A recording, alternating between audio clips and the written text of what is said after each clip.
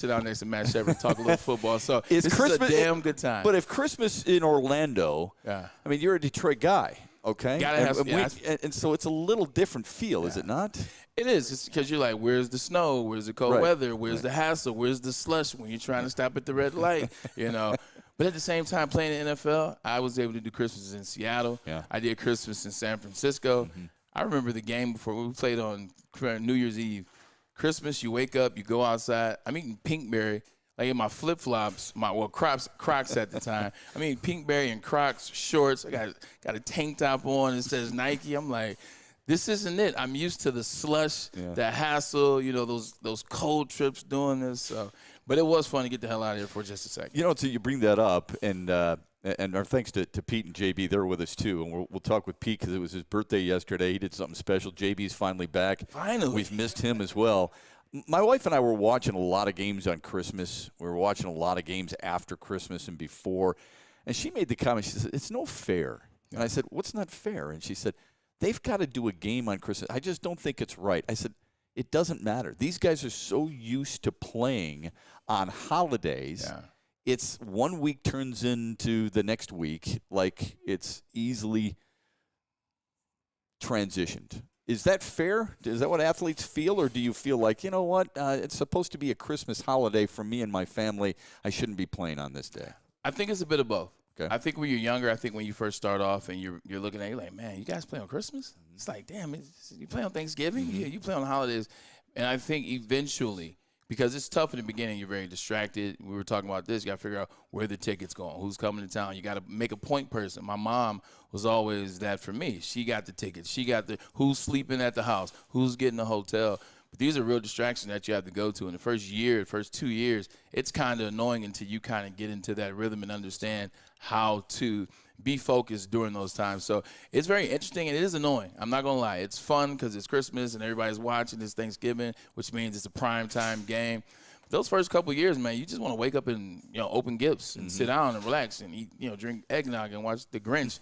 When you're like, hey, when you're like opening presents on Saturday at 7 a.m. and you're out the door at 8:30 a.m. because you got to get down to the stadium or you got to get down to wherever you got to get to, it is annoying. But over time, you start to be able to know how to maneuver around it and focus when you need to. Should sporting events take place on holidays? I think so. Because I think they become a part of the holidays. Right. And can you imagine people that love basketball, like wake up on Christmas and don't see the new gym shoes that LeBron or Kyrie Irving or insert Steph Curry athlete here, what the games are? Yeah. The games are usually the playoff finals matches or they're the playoff conference championships. Can you imagine if football was on Thanksgiving? What the hell would Lions fans do? That's a great point. Yeah. Like, they have become a part. The Rose Bowl on January 1st, which somebody will be in this year. Right. But we'll get to that. I think they become a part of the holidays. Yeah, that's good stuff. Pete, you turned 49 years young yesterday. What'd you do for your birthday besides work? Well, guys, 49. I was going to go to Mr. Paul's there on Groesbeck. A lot of people in the area know Mr. Paul's. It was really, really busy. Just went over to Gilbert's in St. Clair Shores. Oh, that would help if I actually switch over. Thanks, JB. There you go. Went to Gilbert's in St. Clair Shores for some ribs, and that was it. Boys, just getting old, and that's how it is. You're only as old as you feel. JB, it's great to have you back. Where the hell you been? Jamaica. That's the big question. He's been in Jamaica. Oh, you were in Jamaica. Oh, I didn't know that. I wish I was in Jamaica. Okay. That would have been extremely nice. But no, I was at home just sick as all. Oh, ever. no. But at least I wasn't sick for the holidays. I at least got to go down south and visit my aunt, uncle, and everybody. So where's south? What do you mean south? Jamaica is south of Michigan. I'm trying to tell you, man. It's south of Michigan. Atlanta, Georgia. Everyone's down there, so we got to get together once in a while. So this was a good time, a nice little break. Yeah, it's a great city. Atlanta's a great city. It is a great city. Nightlife is very popping. It's busy though, man. That place is busy. When people talk about certain places where it's difficult to drive, certain cities where it's crowded, Atlanta doesn't get nearly enough pub. I think it's one of the worst places to drive in terms of how crowded and how busy it gets in any place in the country. Do you one better? Okay. Spent a lot of when my parents remarried, 6 years old, we moved to Atlanta and stayed there until I was 12. So I've seen that traffic firsthand. I even lived out there again in 2014 for about a month and a half. That is pound for pound, per population, per square foot, the worst traffic situation in the country. No doubt. It's worse than L.A. in the 405 and the 110. It's worse than Seattle. It's worse than Chicago. It's worse than D.C. It is gridlocked in the morning. It is gridlocked in the afternoon, and it is gridlocked after work and even in the nighttime. I remember trying to work out. I lived in Sandy Springs, and Midtown is where I worked out. Mm-hmm. Every lunch break, it took me an hour and a half to get to the gym and back. And it's a 12-minute drive, man. Yeah. 12-minute drive. So I was an idiot for going there. Yeah, it should take you 12 minutes, but it takes you an hour and a half. It's a beautiful city. Beautiful. Right? And there's a lot to do. And there's a lot of different parts of it. Oh, yeah. I love exploring Atlanta, but I don't know if I could live there. And it's not like they've got 3-lane highways. I mean, they're 5-lane wide highways that puts us to shame.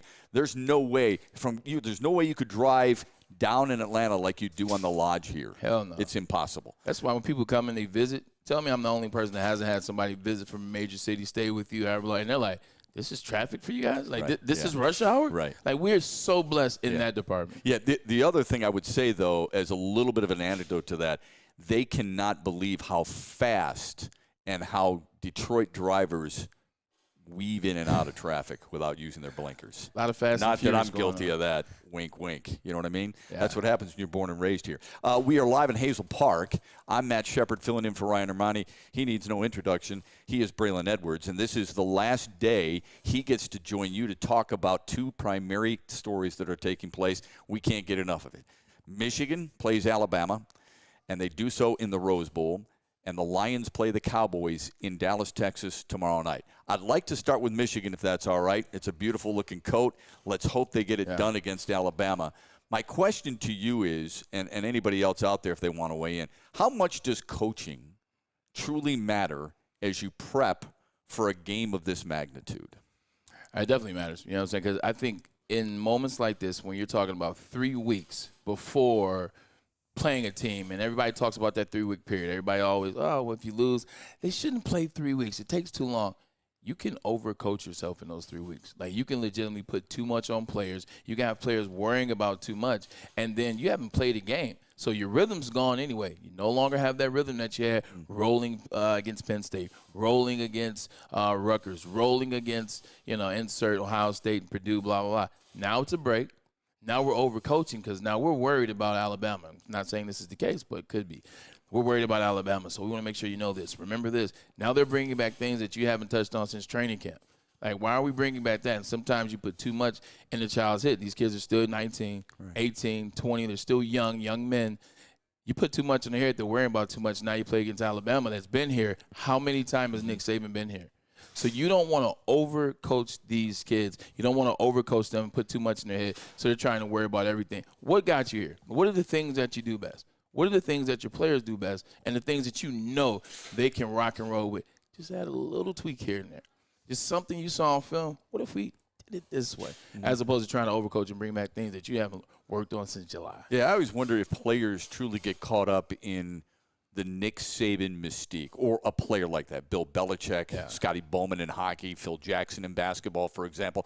I wondered if players ever go into a game thinking about the other guy on the other sideline, because I think you guys are so focused on your game plan, your strengths, what you can do, your responsibilities, who's matched up with you, and yet on the other sideline, at least in this game, Nick Saban is 10-1 in college football playoff semi and championship games, and the SEC is 12-3 against teams outside the SEC. Yeah. Those are daunting numbers.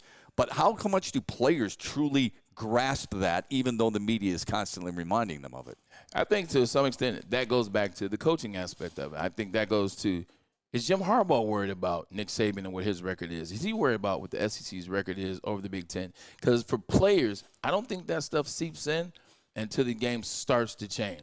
Like, you go down the first drive of the game, Alabama comes out, they march down the field, and now it's 7-zip because the defensive coordinator didn't put you in good spots because he didn't do his homework. Now you as a player is like, oh, damn, they might really be like that. So now it enters your mind. Now, man, they won this year. They won that. But you remember the year with Georgia, they got the overtime and still won the game. Stuff like that starts to seep in if the coach doesn't do his job, if the offensive coordinator hasn't paid attention to the defensive film. So I think that's when you get that. It's a coaching thing. I don't think it affects the players as it relates to, I'm not walking into the Rose Bowl like, oh, man, that's Mike Williams over there.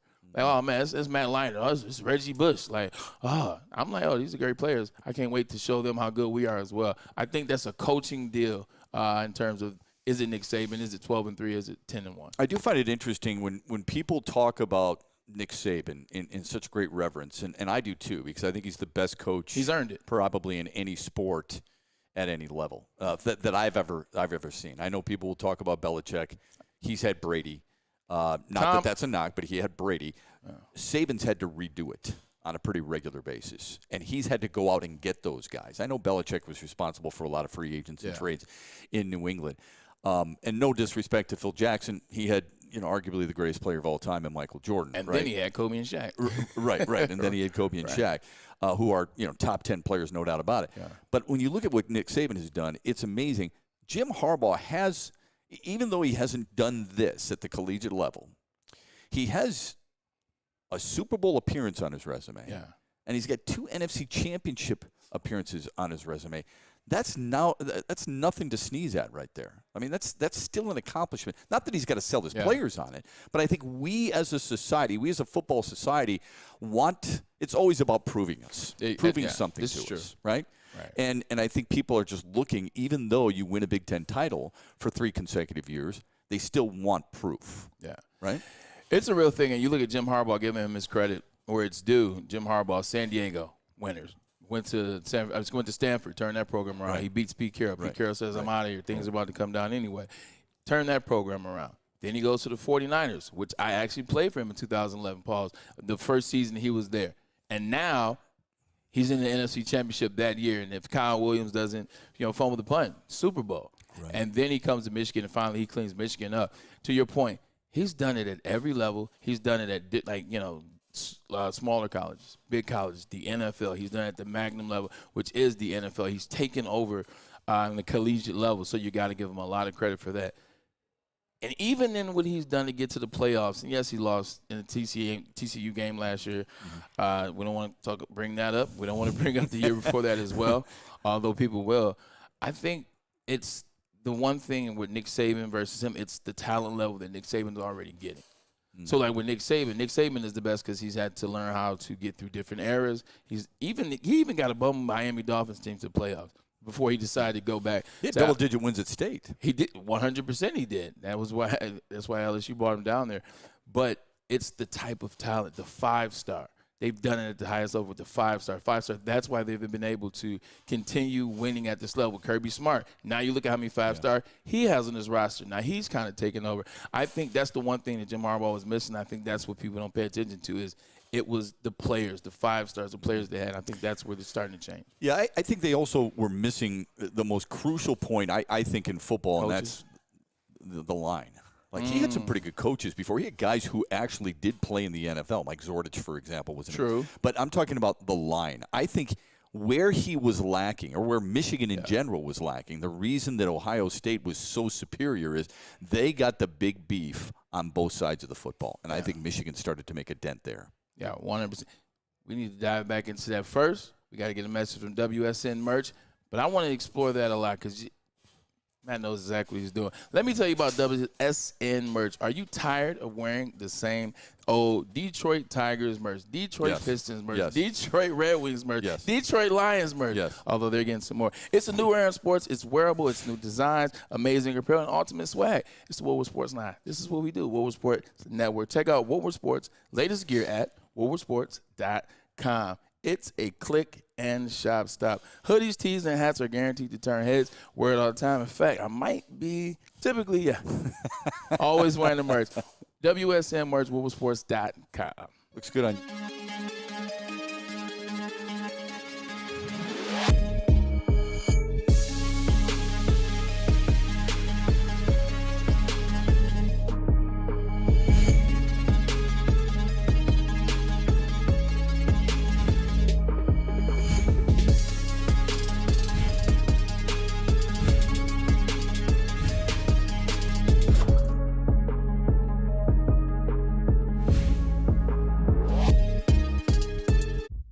Brace yourselves, Detroit. As the sun begins to set, 2 of Woodward Sports' brightest young stars will be taking the mic for a brand new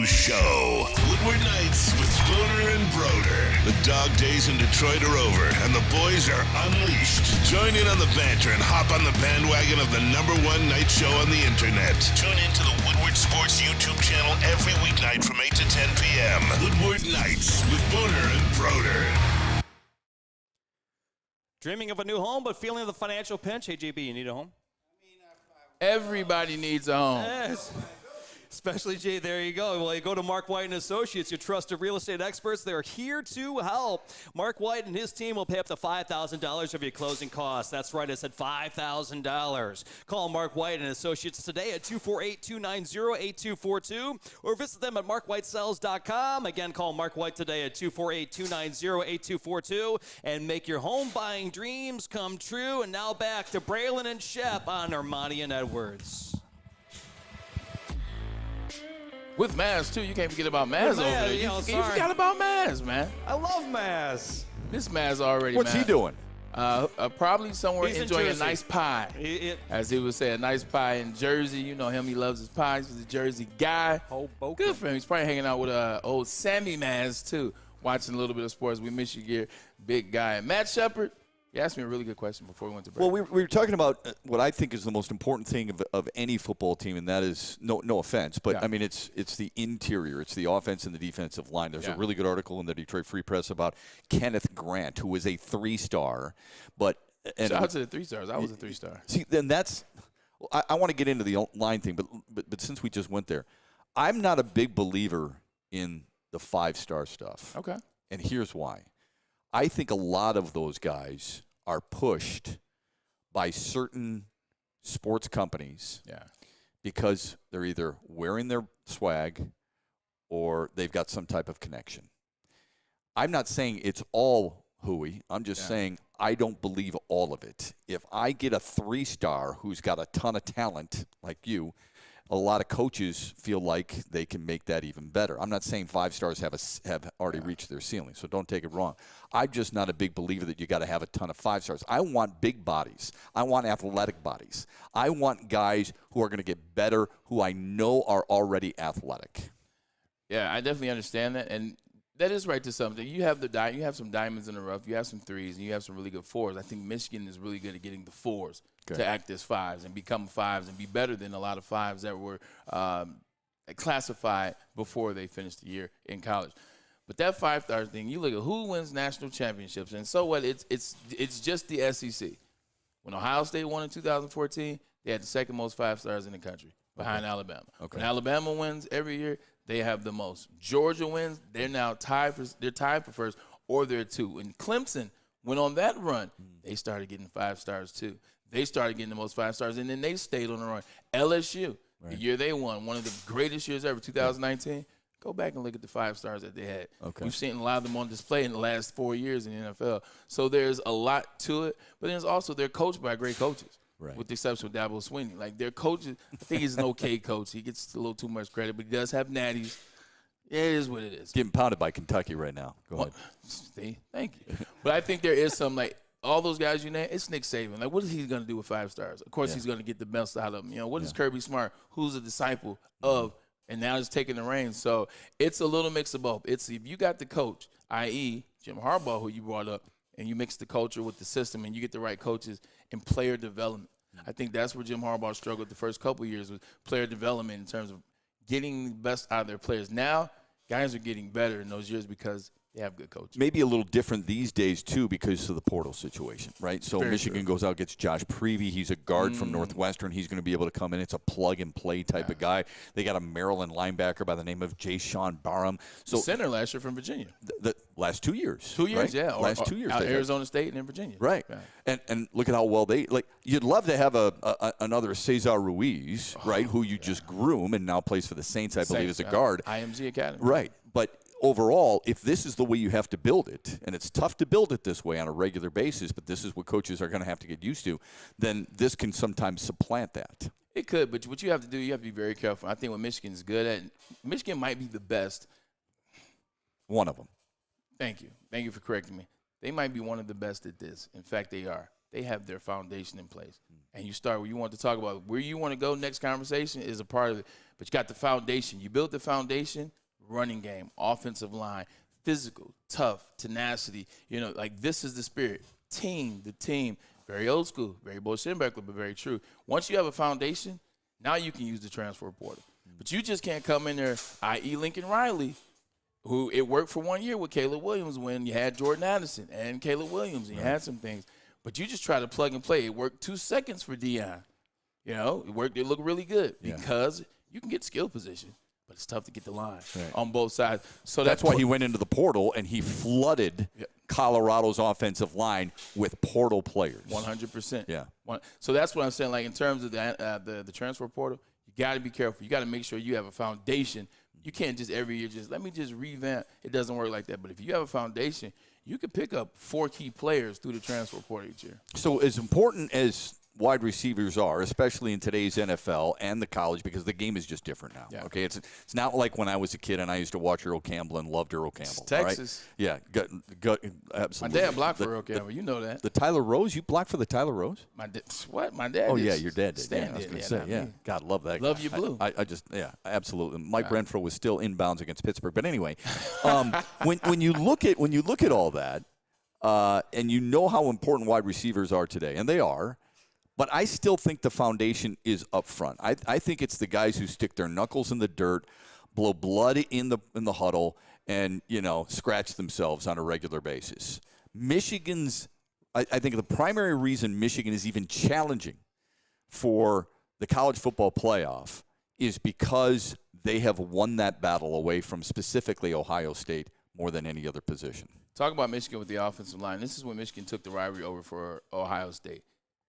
Ohio State dominated the line of scrimmage for just that decade, which was longer, but I'll leave it a decade. The decade in which they dominated the University of Michigan, they dominated in the trenches. Every year you had a Chase Young, you had a Nick Bosa, you had a Joey Bosa, you had a Sprinkle, you had Sam Hubbard who was playing hell of a player. Really good. You've had these guys, or on the opposite side of the ball, they always had 3 offensive linemen. It'd be 1 to 2 maybe off the first round, but somebody else was going by the 4th, 5th. Now Ohio State focuses solely on skilled players, wide receivers, the Marvin Harrisons, the Chris Olaves, the Garrett Wilsons, the Jackson Smith and Jigbas, the Paris Hitler.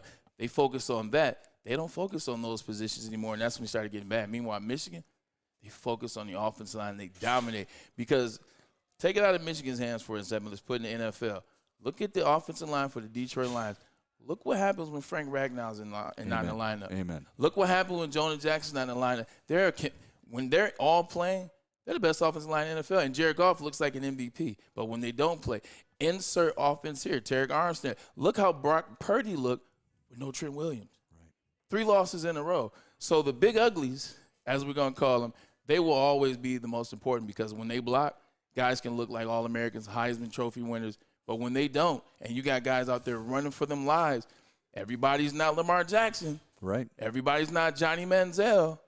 And when you got to run for your life. So the big uglies will always matter because I can't catch a pass if they're not blocking. There's a big reason why Dallas has been relatively successful because they built it primarily. Zach Martin, absolutely love it. Yeah, Tyron Smith still getting it done. Yeah. Philadelphia, their offensive line, widely viewed as one of the best in all the NFL. I'm with you, man, and I think that's why the Lions need to build on the defensive line as well. But we're talking about Michigan here. Their defensive line, you've read all the articles about Alabama, and Alabama, what they're noticing about Michigan. This is not a situation, folks, where you go into a press conference and you're told before, hey, you got to say something nice. Don't stick your foot in your mouth because you don't want to give people wallpaper stuff. This is legitimate appreciation for what they're doing. And Alabama's talking about what? Michigan's defensive line and ability to run the football. Because one thing as a player, Matt, is it doesn't matter what is said. It doesn't matter about, who says what. This is on social. This is out here. So this we think. We got to watch film. We got to watch film. And we know as players, doesn't matter who you're playing against. If you start watching film and it's the same every game you're watching, that defensive line is dominating the offense, whether it's Nebraska, whether it's Rutgers, whether it's insert the first 3 games that were warm-up games, whether it's Penn State, whether it's Ohio State. Where do you start to realize you're like, oh, shoot, like it's not all the other BS that those guys are talking about. They really are like that. Same thing on offense. You watch the line, you're like, damn, we got to block him? Like, or we got to try to get through his block. When you watch film, you know guys are for real, and that's what Michigan is on film. They put out a great product, especially in the offensive line and the defensive line. The last couple of years of Jim Harbaugh has been amazing, starting with Big 97 down there in Allen Park. So there's a couple of things that, I mean, when you bring up film, there's a couple of things that I really want to dive into because I've been fortunate enough when I did games in Europe for NFL Europe, I was fortunate to work with a guy by the name of Darren Woodson, who was D. Wood, Hall of Famer. Yeah, and the Cowboys' all-time leading tackler, at least at the time. And I was fortunate enough to watch film with him, and I could not believe the things that he noticed. Yeah. I called him a film hog.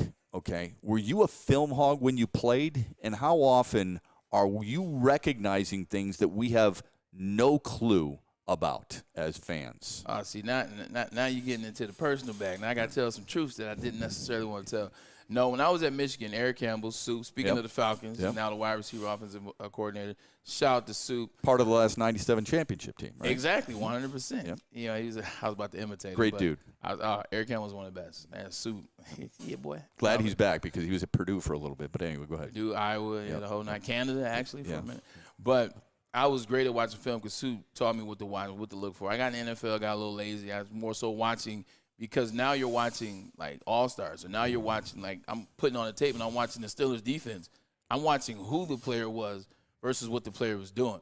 But anyway, once I got back into, like, I'm watching Troy Polamalu. Like, I'm watching, like James Harrison. I'm watching, but to watch film, I became a guy that loved watching film. You got to look for the little nuances. You know, when he lines inside like this, he's probably trying to bait you to go outside, and he's going to jam the hell out of you when you try to step outside. You know, when the guy's like, so I started liking to watch the nuanced stuff. That's when you become better. Like the year that I had 16 touchdowns with the Browns, a lot of that was, I knew football. I went to Michigan. Soup helped me. But a lot of that was my athletic ability and my skill that my pops taught me years ago.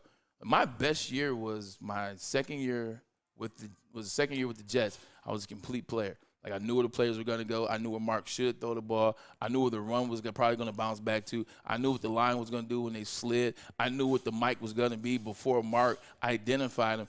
That year, to me, was my best because I was studying. I was watching. I was really, like, invested fully in the game. So when you become that guy, like when you watch it, what Michigan teaches, you can do a lot of things from a team aspect. You can notice things on camera that will help you in film. Like one of my favorite stories is the Bill Belichick, Baltimore Ravens, Ed Reed interception on Peyton Manning, right, where he's like, that's the best play he's ever seen in his life. He double-tricked him to get that interception. You got to watch a ton of film. To get a guy like Peyton, so that's when you become your best, is when you watch film. Yeah, great stories there and even more coming up because I've got a few after talking with some players when I covered the Lions so often and what they were looking for. Just little subtleties. We'll get more of that from Braylon Edwards as we roll on here live from Hazel Park. First, Pete's got some comments and some reads for us. Yeah, a little Planet Fitness. Bray's obviously in shape. What about you, JB? Yeah, boy. Well, Planet Fitness is the host. That wasn't real convincing, JB. JB goes, I'm in shape. I'm in shape. What do you? I do have a shape. I don't know if I'm in shape. What do we call it in shape? Well, guess what, boys? Planet Fitness is the home of the judgment-free zone where anyone, and we mean anyone, can feel comfortable and work on their fitness goals. At Planet Fitness, you'll experience a squeaky clean gym that has tons of equipment, a full-body workout in just 30 minutes, and all memberships include fitness training. You get all of this for just $10 a month. No commitment. No matter where you are, there's a Planet Fitness close by. There are more than 50 in Metro Detroit and thousands more throughout the world. At work and at home, we're there with smarter security solutions. Featuring complete automation with customized alerts and more. For over 90 years, we've been the company that's been counted on to protect what matters most, all with personalized service and care. Right now, for a limited time, receive a free video device plus free installation with a new home system. Guardian Alarm. We protect Michigan. Now, coming to Woodward Sports, Woodward and Main Street, the Woodward Sports Network Detroit Lions show. Catch Gabrielle D. Phillips, Matt Broder, and Terry Foster for all the latest news on your Detroit Lions every week. Only on the Woodward Sports Network YouTube channel and woodwardsports.com. Your home is your most important asset. Flexibility in the sales process is key. When you work with Mark White & Associates, you can cancel at any time, for any reason, without penalty. Speaking of flexibility, check this out. Who you work with matters. Hire the best broker in the game.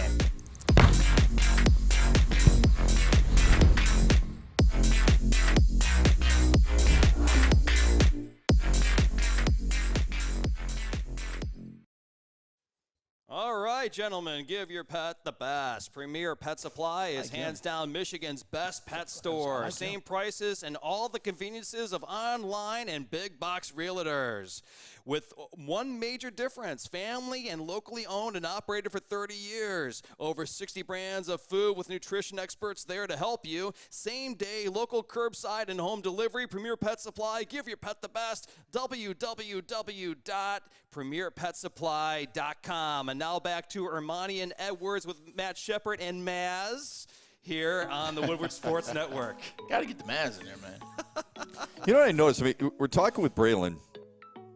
You got one of the best beards I've ever seen.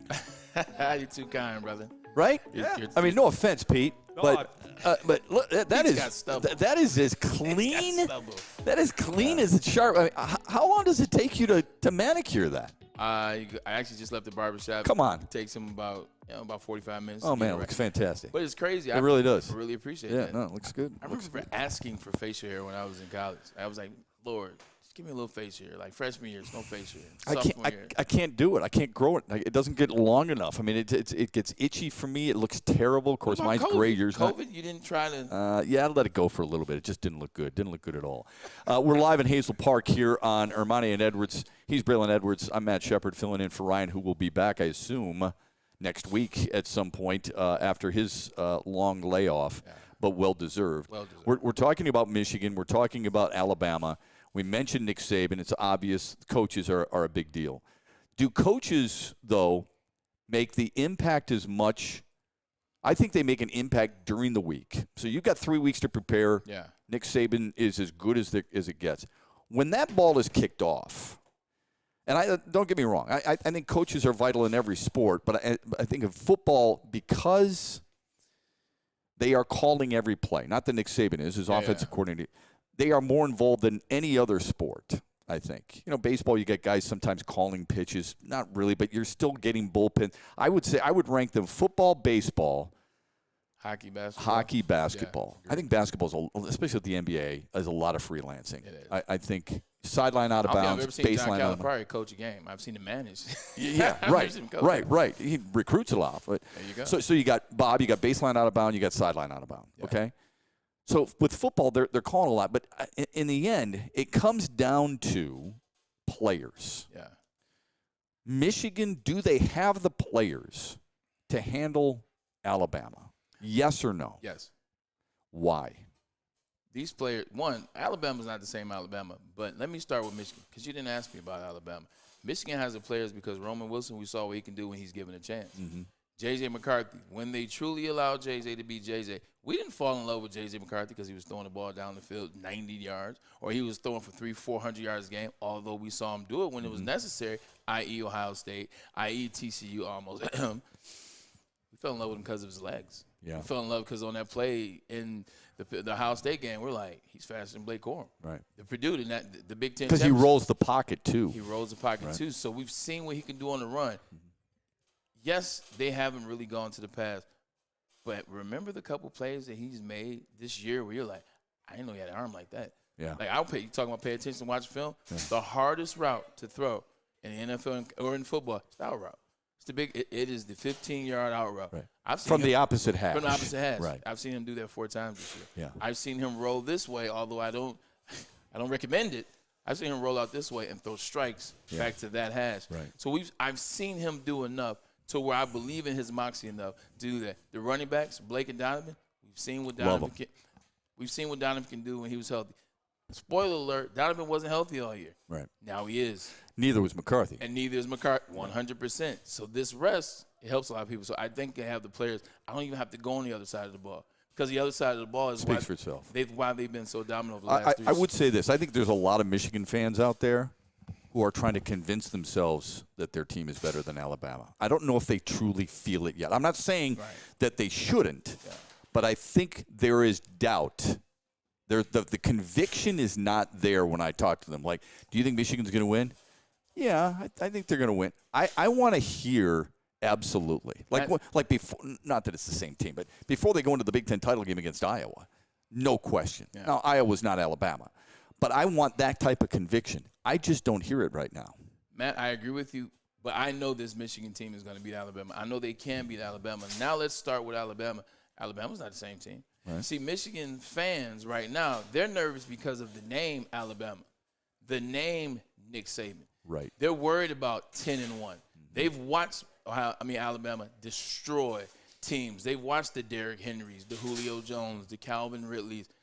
They couldn't tell you 4 players off this Alabama That's right. team. Right. They're worried about the past, just like in 2021 when everyone knew Michigan was the best team in that game versus Ohio State.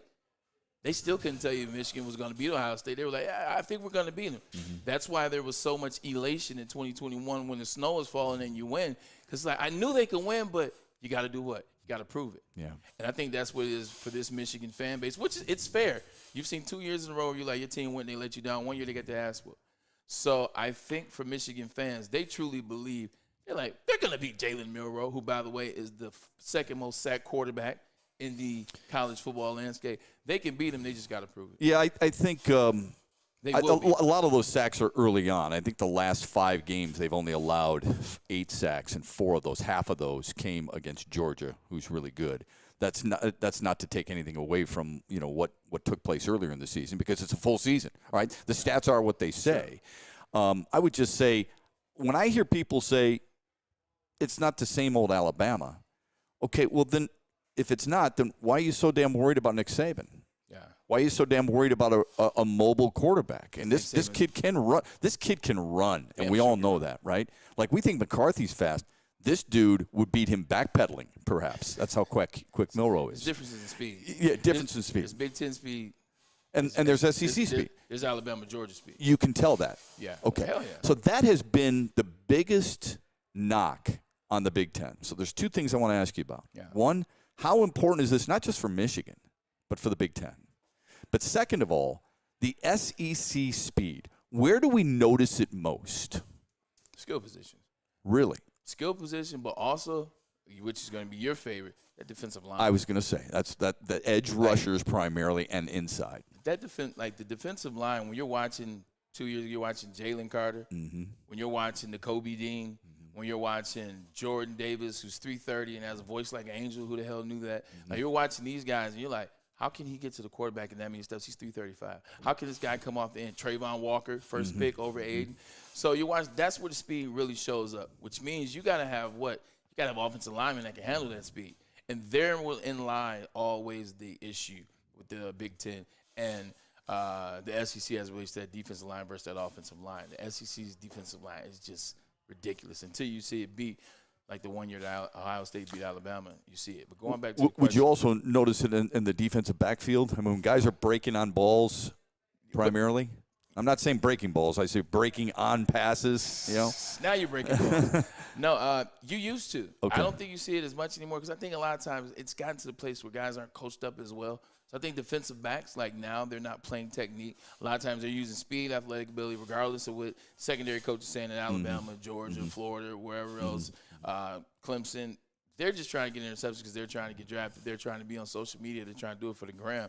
Whereas back in the day, guys paid attention. Guys were watching those. So now you use Terrell Buckley out of Florida State. When you use his cerebralness with his 4.3, now you got to pick 6 before the quarterback even threw the ball. But I think that SEC, that Big Ten, this is major. This is the question you asked me. This is major for Michigan, and it's major for the Big Ten. Because if the SEC feels like this, I guarantee you, shout out to Paul Feinbaum, it's not.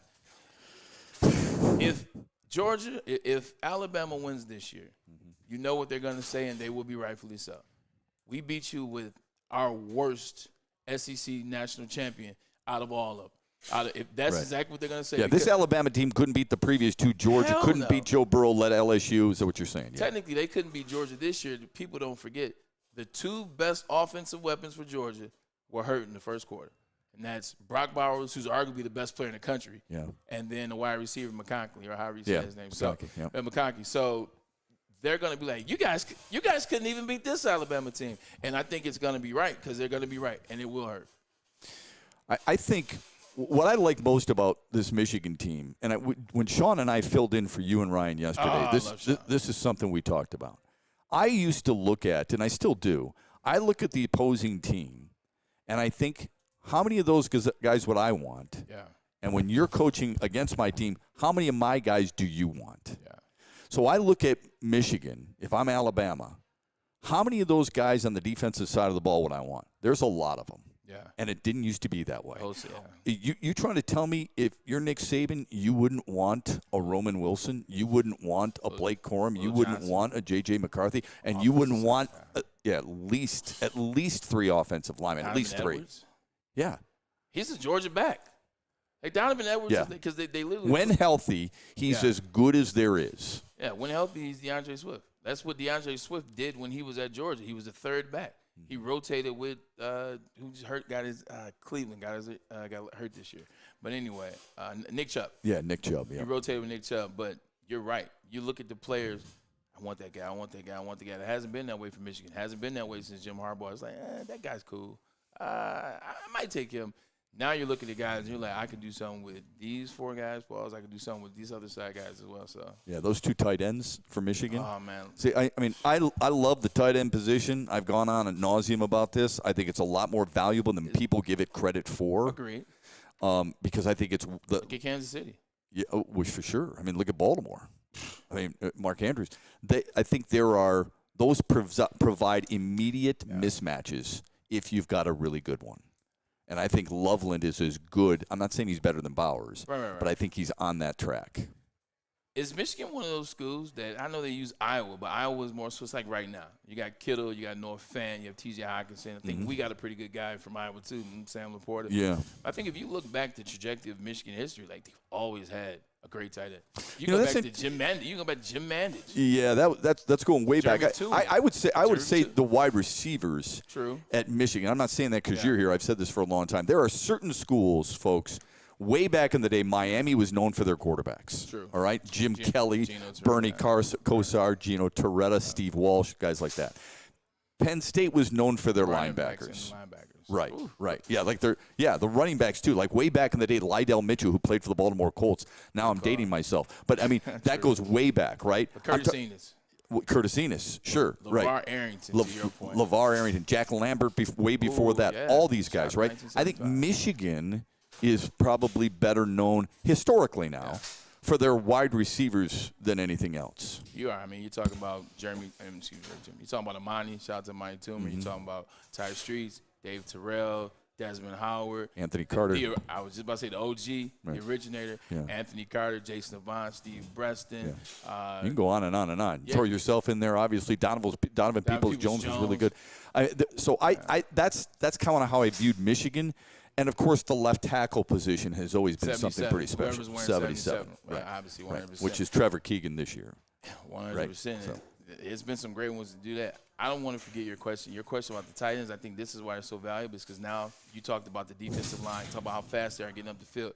They get up the field so fast, you got to have that safety net. And the safety net is usually the tight end, and the tight ends are now athletic. You're not getting tight ends. They're putting their hand in the ground. And just like Steve Hyden, who I played with, who's the tight ends coach for the Lions now. You're getting guys that we can block a little bit. Oh, but we run 4-4. We run 5-5. We play basketball. We know a safety. You better put a corner on me. A linebacker, don't do that. So that's why you're seeing a lot of success at that position. Quarterbacks, you can get a tight end that's 4 yards, 5 yards down the field, or you can still get those seam matchups where they quick pass can turn into how many touchdowns have we seen Sam Laporta catch off that seam play or the rollout flat. So I think that's why you're seeing a lot of success at tight end position. They're getting more athletic, and they're not asking them to block as much. Back in the day, you had to do both. I love it. I love how football has evolved. Yeah. Back in the day, it used to be running back screens. Suddenly, they implemented slip screens and jailbreak screens and things like that for wide receivers. Now you're seeing more tight end screens to help their offense too, to get a quarterback in rhythm. Oklahoma tried to do it a little bit last night, and to try and get ahead of the chains and stay on schedule. Because they're bigger. They're bigger guys. Yeah. Tight ends are bigger guys. They can lean. They can fall. Like when a receiver, first of all, they're not big receivers anymore. There's like the average height now is about 6 foot. You know what I'm saying? Maybe about 5'11". Like tight ends, average height is still 6'4", but now they're faster. So when they fall forward, you fall a lot farther when you do those tight end screens. Pete, what do you got for us as we go to break? All right. Well, I don't know if you guys have ever wanted a pub where you're a regular. Always. All right. Where everybody knows my name? Everybody knows my name? Well, maybe at Hamlin Place, it might be just the place for you. With we have just a place for you. Head to one of Hamlin Pub's 7 locations and experience where everyone is a regular. Whether you're enjoying half-off pizza on a Thursday or game day specials available during all Michigan sports and NFL games coming up on Monday, Hamlin Pub is the place. Visit a location today and experience your new favorite pub for all things sports. Calling all landscapers. This is Darren McCarty. I'm at Outdoor Equipment Co. How would you like to landscape like a legend? How about a bad boy zero turn?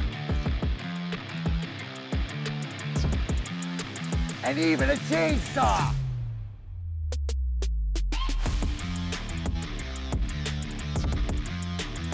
And even a weed whipper. Whether you landscape for your job or landscape for fun, get all your equipment from Outdoor Equip Co., the official equipment provider of Woodward Sports. Michigan grown, family owned. OutdoorEquipCo.com. Have you ever wondered where all the finest restaurants get their steaks? It's Fairway Packing Company, providing Michigan restaurants, hotels, and casinos with prime beef for over 60 years. But now you can buy these cuts of meat for yourself at the Steak Shop by Fairway Packing Company. Prime porterhouse, A5 Japanese New York strip steak, dry-aged Wagyu beef tomahawk.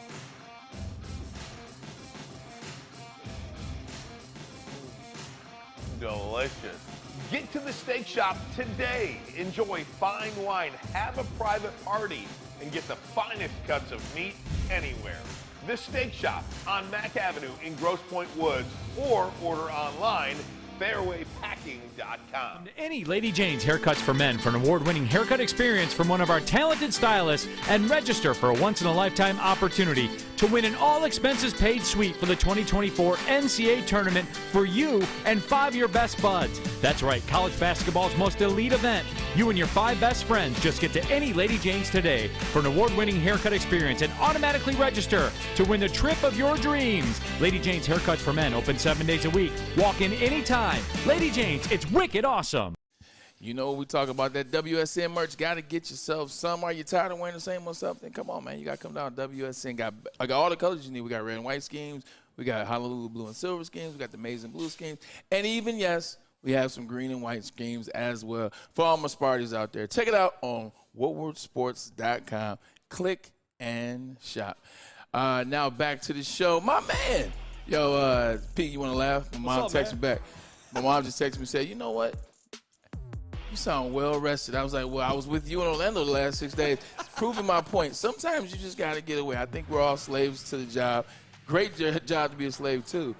But you get in the same rhythm, the same things, the same air, the same routine. You get out, you come back. You're like a new person. Yeah, let's talk about this. Yeah, I think it's hard in life, not just this job, but any job, to avoid complacency. I mean, you've got to push yourself. There are certain things that drive people. You've been driven your entire life. The type A personality, I love that about people. I love people who are direct, tell me exactly what they think. We move on. I'm okay with that. I'm a big boy. I can take it.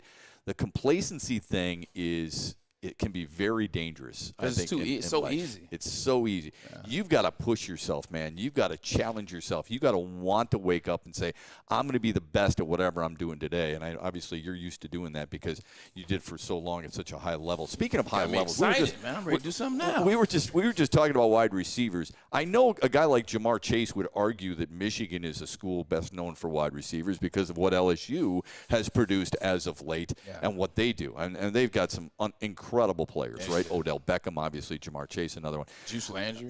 Yeah, all of them. Did you hear what he said the other day as Cincinnati gets ready to take on Kansas City? It was very interesting. He had a quote. He was talking about getting ready for the Chiefs, and he said, they've got that personal battle between each other. He said they do not have a lockdown corner like Miami Dolphins' Jalen Ramsey. And he said the Kansas City safety, Brian Cook, who's on injured reserve, is not comparable to the Atlanta Falcons, Jesse Bates III, Yeah. who spent the first 5 years of his career in Cincinnati. And then Chase said, I'm just adding fire to the fuel. They're going to take this, run with it, hope they put it in their locker. Why do players do that?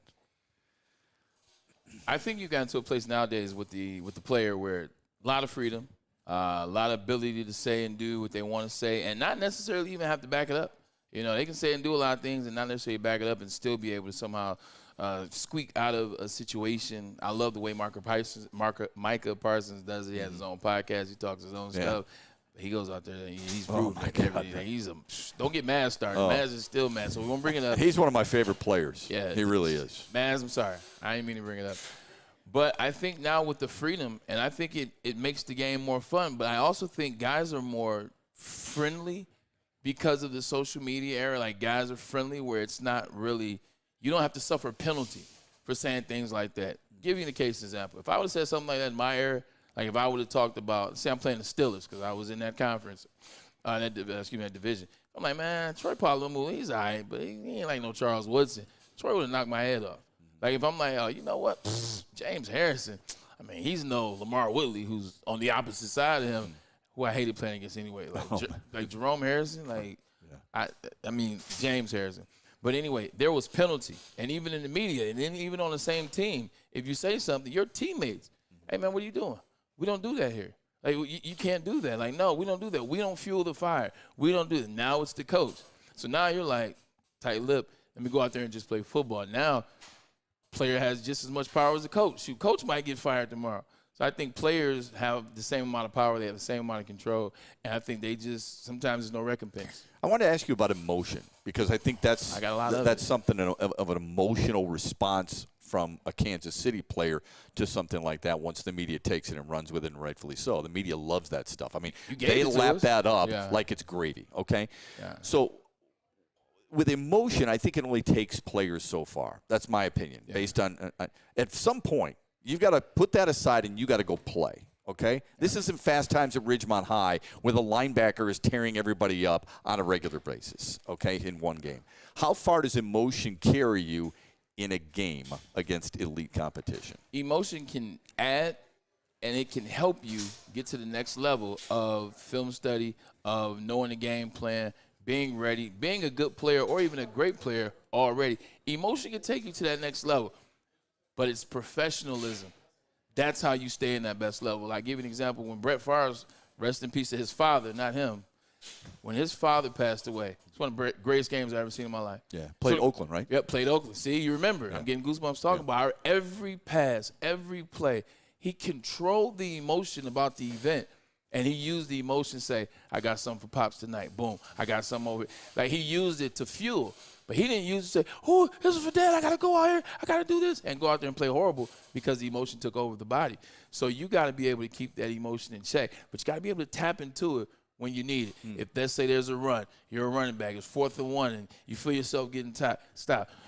And you got to pull into that emotion, dive into it, tap into it. So I think the professionalism side is what allows you to use the emotion for good. When you're just emotion-based, you're erratic. Yeah, I love it. Joe Dumars, 1989, pretty good example too. Talk about it, MVP. Yeah, you know what I mean? He was the MVP. Remember, Isaiah Thomas looked at him and said, "Your dad had something to do with that little floater that brought rain." Right? But I think when we look at emotion, and the reason I bring this up is because I've heard so many of my friends come up to me and say, "I truly believe that Michigan will win because of the emotional toll it's taken on them the last 2 years." In not winning, and that the Big Ten, I think they really know they're doing this for the Big Ten. I said, I don't believe that for a second. I think they're doing it for themselves, and they should. And I said, the emotional aspect of it is checked as soon as the ball is kicked off. It'll pop up once in a while. You make a big hit, you have a big pick, you have a big score, sure, I think the emotion's going to take over. But I think that only carries so far because I think at some point you got to get down to playing football and focus on your assignments. Speaking of national championships and big hits and emotion, remember when Major Harris from Florida started the game off and hit the wide receiver from Oklahoma? Game was over. Game was over. That was emotion. But getting back to Michigan, you remember J.J. McCarthy and Donovan Edwards sitting on that field in the Orange Bowl 2 years ago? Yeah. Like, we'll be back. Yeah. Doing the same thing after and same thing yet again. Here we are, like, but it happened again. I think the emotion can help those guys, but it's also experience.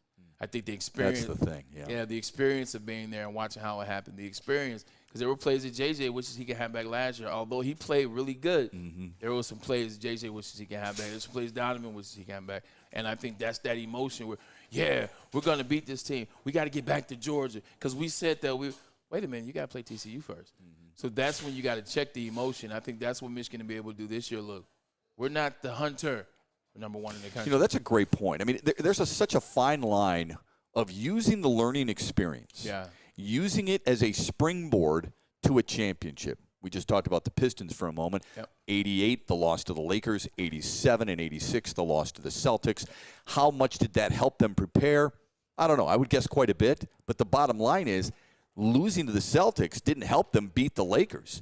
Beating the Lakers the year before, how much did it help them beat the Lakers in 1989 before they won 2 in a row? I can't necessarily say that, but we're looking – I think fans look for incentive.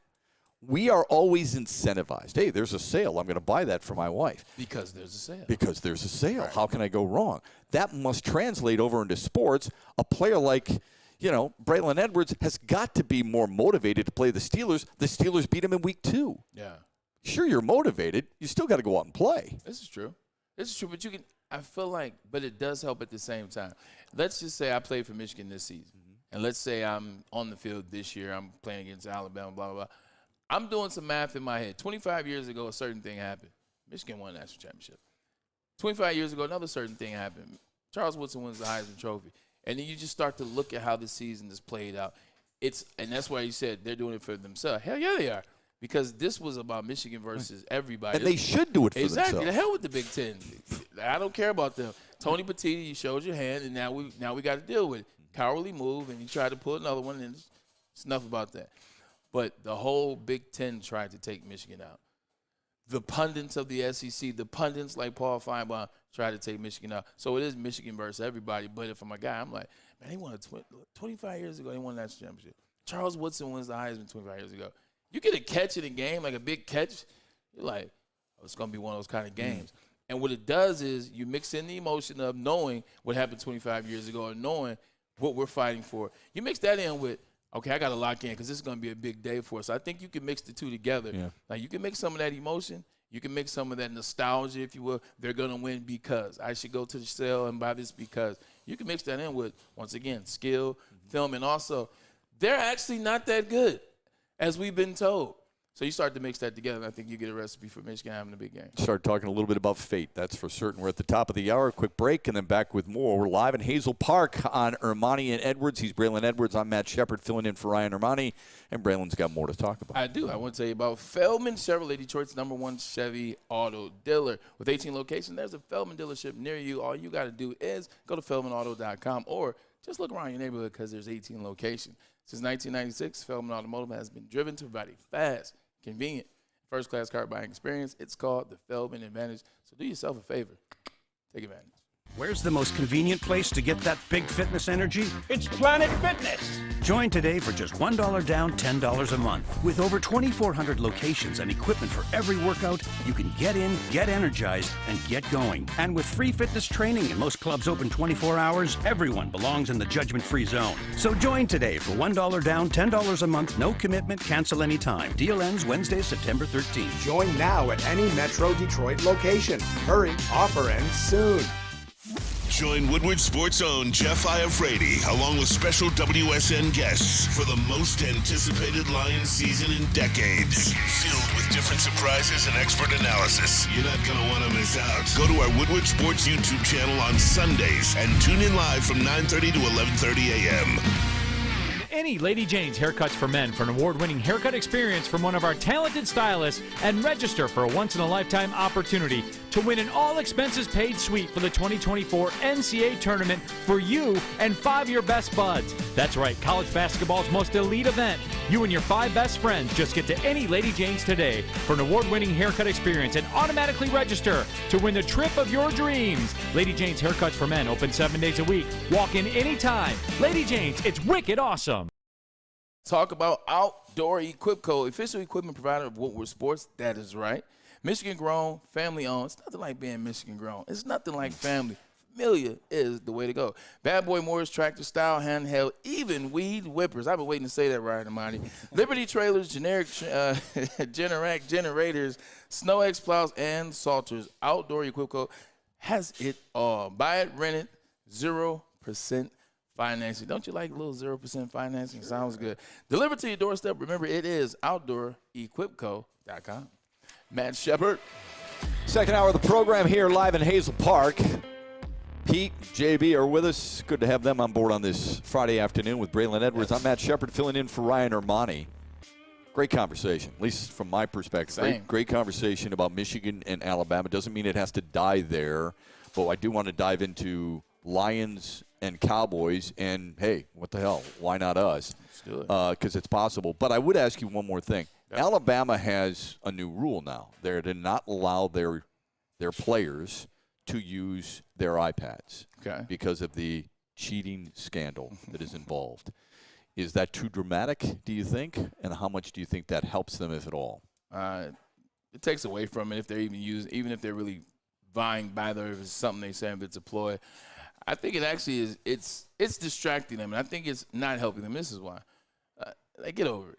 Like really get over it. Like, no one's trying to steal Alabama signs. No one's trying to steal that. They're focused more on not being able to look at certain things or practice a certain way or practice these things because of a thing.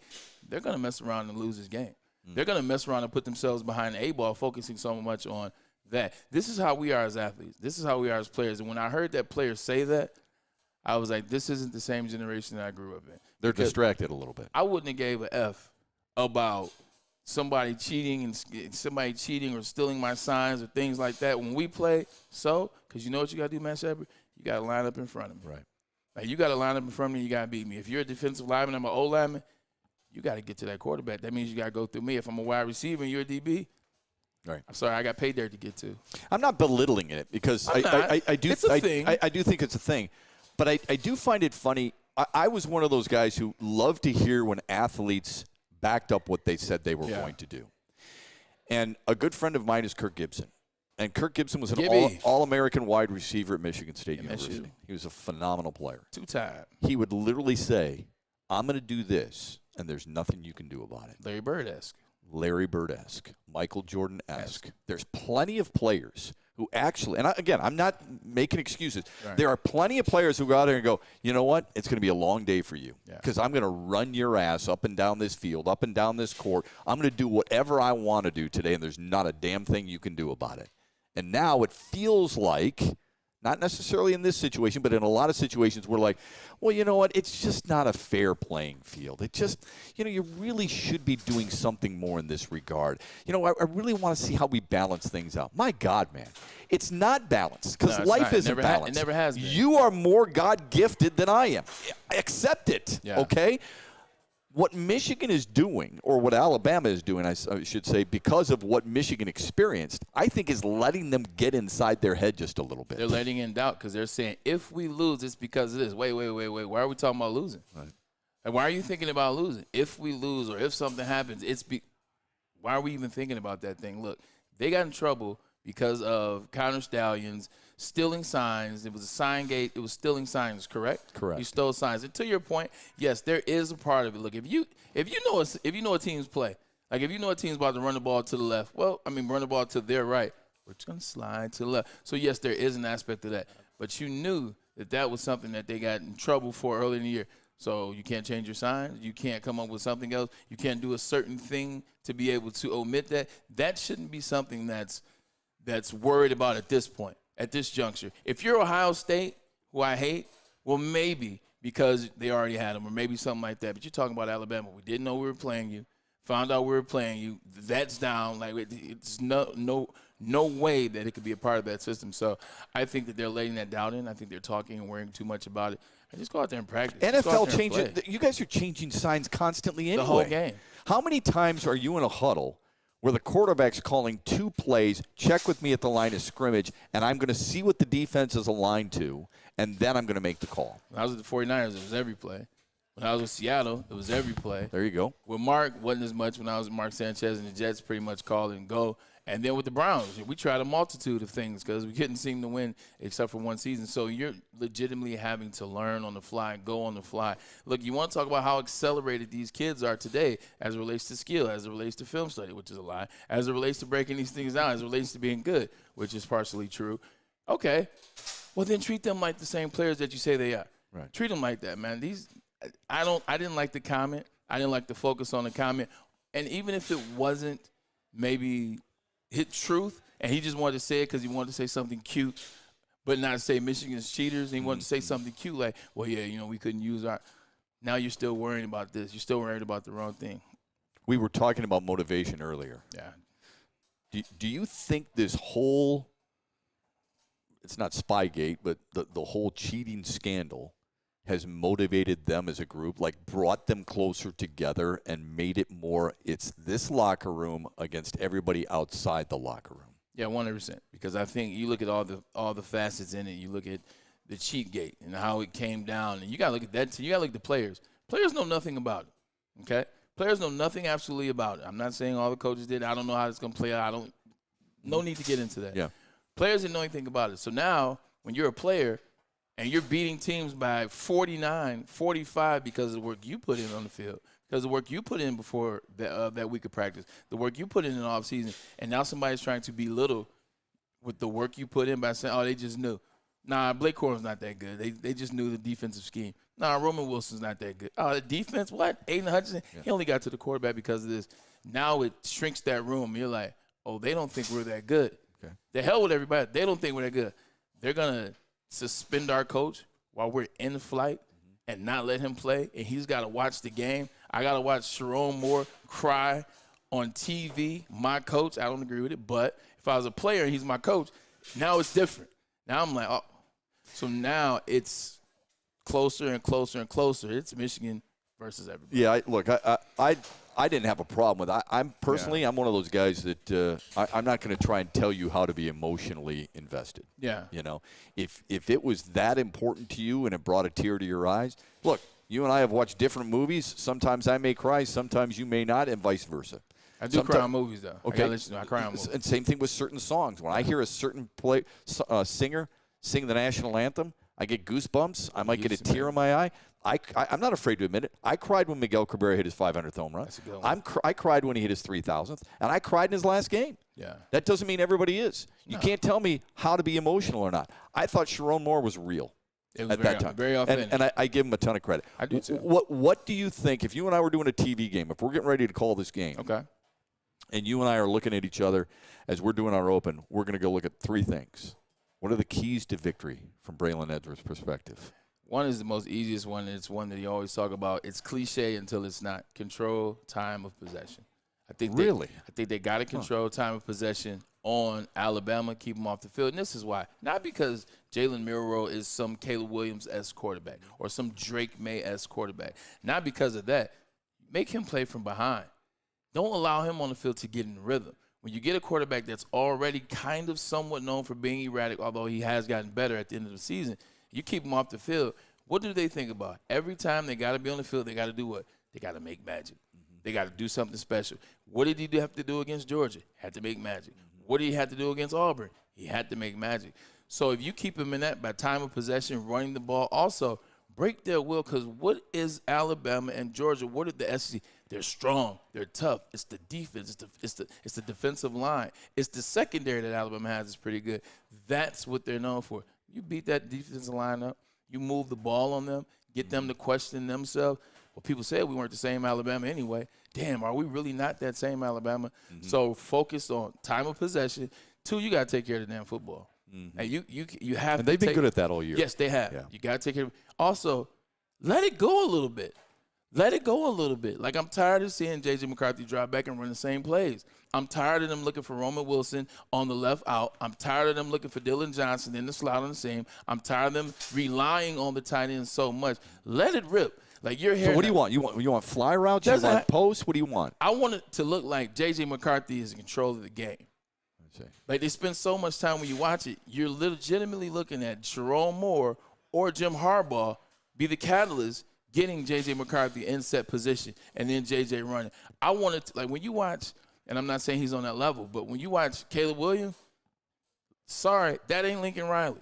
Yeah. When you're watching Drake May, when Drake May is having a good year, although he didn't this year, but you understand he's a good player. That's not the offensive coordinator for University of North Carolina. That's Drake May. That's Shedeur Sanders. That's insert quarterback here that had a damn good year, Michael Penix, although that might be a little.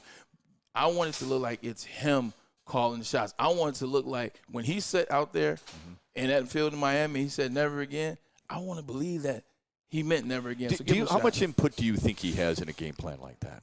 And how much would you give him? If you were an OC, would you go – and this is a college player now, but he's got plenty of games under his belt. He's 25-1. Yeah. He's got plenty of snaps, and he's been in this situation before.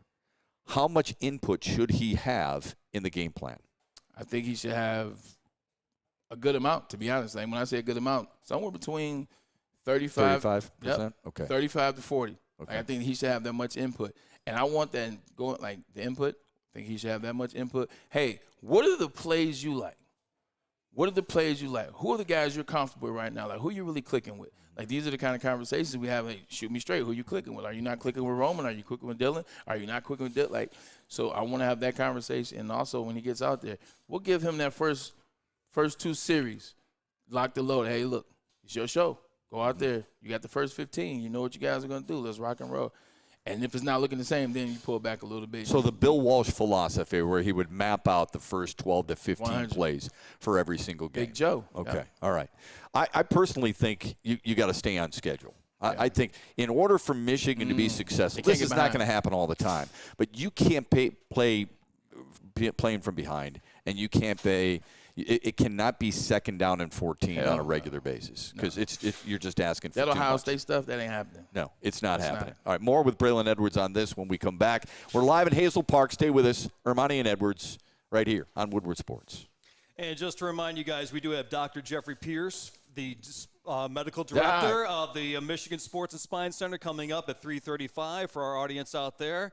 So that'll be good as well. But first of all, for Swiss, do you have football on the brain? Yes. It's already, you still do. It's already been an awesome college and pro football season this year. And winter is also the perfect time to shop your home and auto insurance. Shop it like a pro with Swiss Insurance. They cover Woodward Sports Network, and they should be covering you too. Ask for Mark at Swiss Insurance today at SwissINS.com or call 248-800-4177. Stop searching for a vehicle and start finding one. Les Stanford Chevrolet Cadillac makes it easy. We harness the power of multiple dealerships and own the biggest selection of GM brands in the area to get you the car you need. With the Les Stanford Group, you'll have access to 4 different dealerships, providing you with more makes, more models, and more choices. We're connected to more than 1,000 vehicles, and with so many high-quality CPO vehicles available, you'll find new car quality at pre-owned prices. You can start and end your search at lesstanford.com today. Come to any Lady Jane's Haircuts for Men for an award-winning haircut experience from one of our talented stylists and register for a once-in-a-lifetime opportunity to win an all-expenses-paid suite for the 2024 NCAA tournament for you and 5 of your best buds. That's right, college basketball's most elite event. You and your 5 best friends just get to any Lady Jane's today for an award-winning haircut experience and automatically register to win the trip of your dreams. Lady Jane's Haircuts for Men, open 7 days a week. Walk in anytime. Lady Jane's, it's wicked awesome. Savor the heart of home at Big Boy with our all-new Down Home Comfort dishes. Feast on home-style goodness with our Southern Comfort Chicken Bowl, veal parmigiana, and apple pie hotcakes. The Down Home delight doesn't stop there. Potato pancakes are back. Dive into the richness of our perfectly crafted potatoes with our classic potato pancakes and our stuffed potato pancakes. Top off your meal with our new gingerbread shake, a seamless blend of creamy vanilla and sweet gingerbread flavors. Nothing beats the comforting taste of Down Home cooking. Enjoy every bite, only at Big Boy. Woodward Sports' own Tom Mazaway and Sam Stick Day will be hosting our Lions postgame show after every Lions game all season long. Tune into the Woodward Sports YouTube channel for his hot-off-the-press takes, game analysis, and Kool-Aid sipping celebrations. You won't want to miss it. Join Maz, Stick, and special guests each week immediately following every Lions game, exclusively on the WSN YouTube channel. Coming to Woodward Sports, Woodward and Main Street. The Woodward Sports Network Detroit Lions Show. Let's go! Catch Gabrielle D. Phillips, Matt Broder, and Terry Foster for all the latest news on your Detroit Lions every week. Only on the Woodward Sports Network YouTube channel and woodwardsports.com.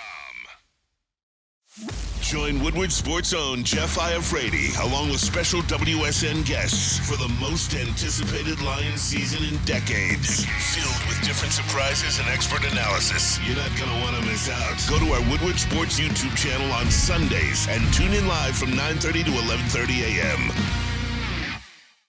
Join Woodward Sports and Long Drink for Lions VIP Tailgate, brought to you by BullsEyeEventGroup.com. Live this Sunday. Actually, not this Sunday. This Saturday, we will be in Dallas. The following Sunday will be the last Sunday party of the year. Guess who's doing the pregame? You got it.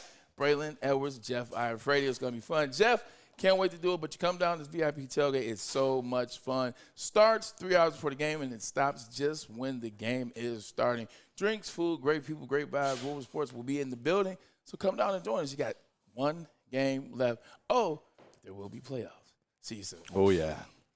How does that feel, Matt Shepard? You talk about the Lions winning the North. You've been in sports here for a while. You've seen the ups, the downs, most of them all down. Now the Lions finally are the king in the North.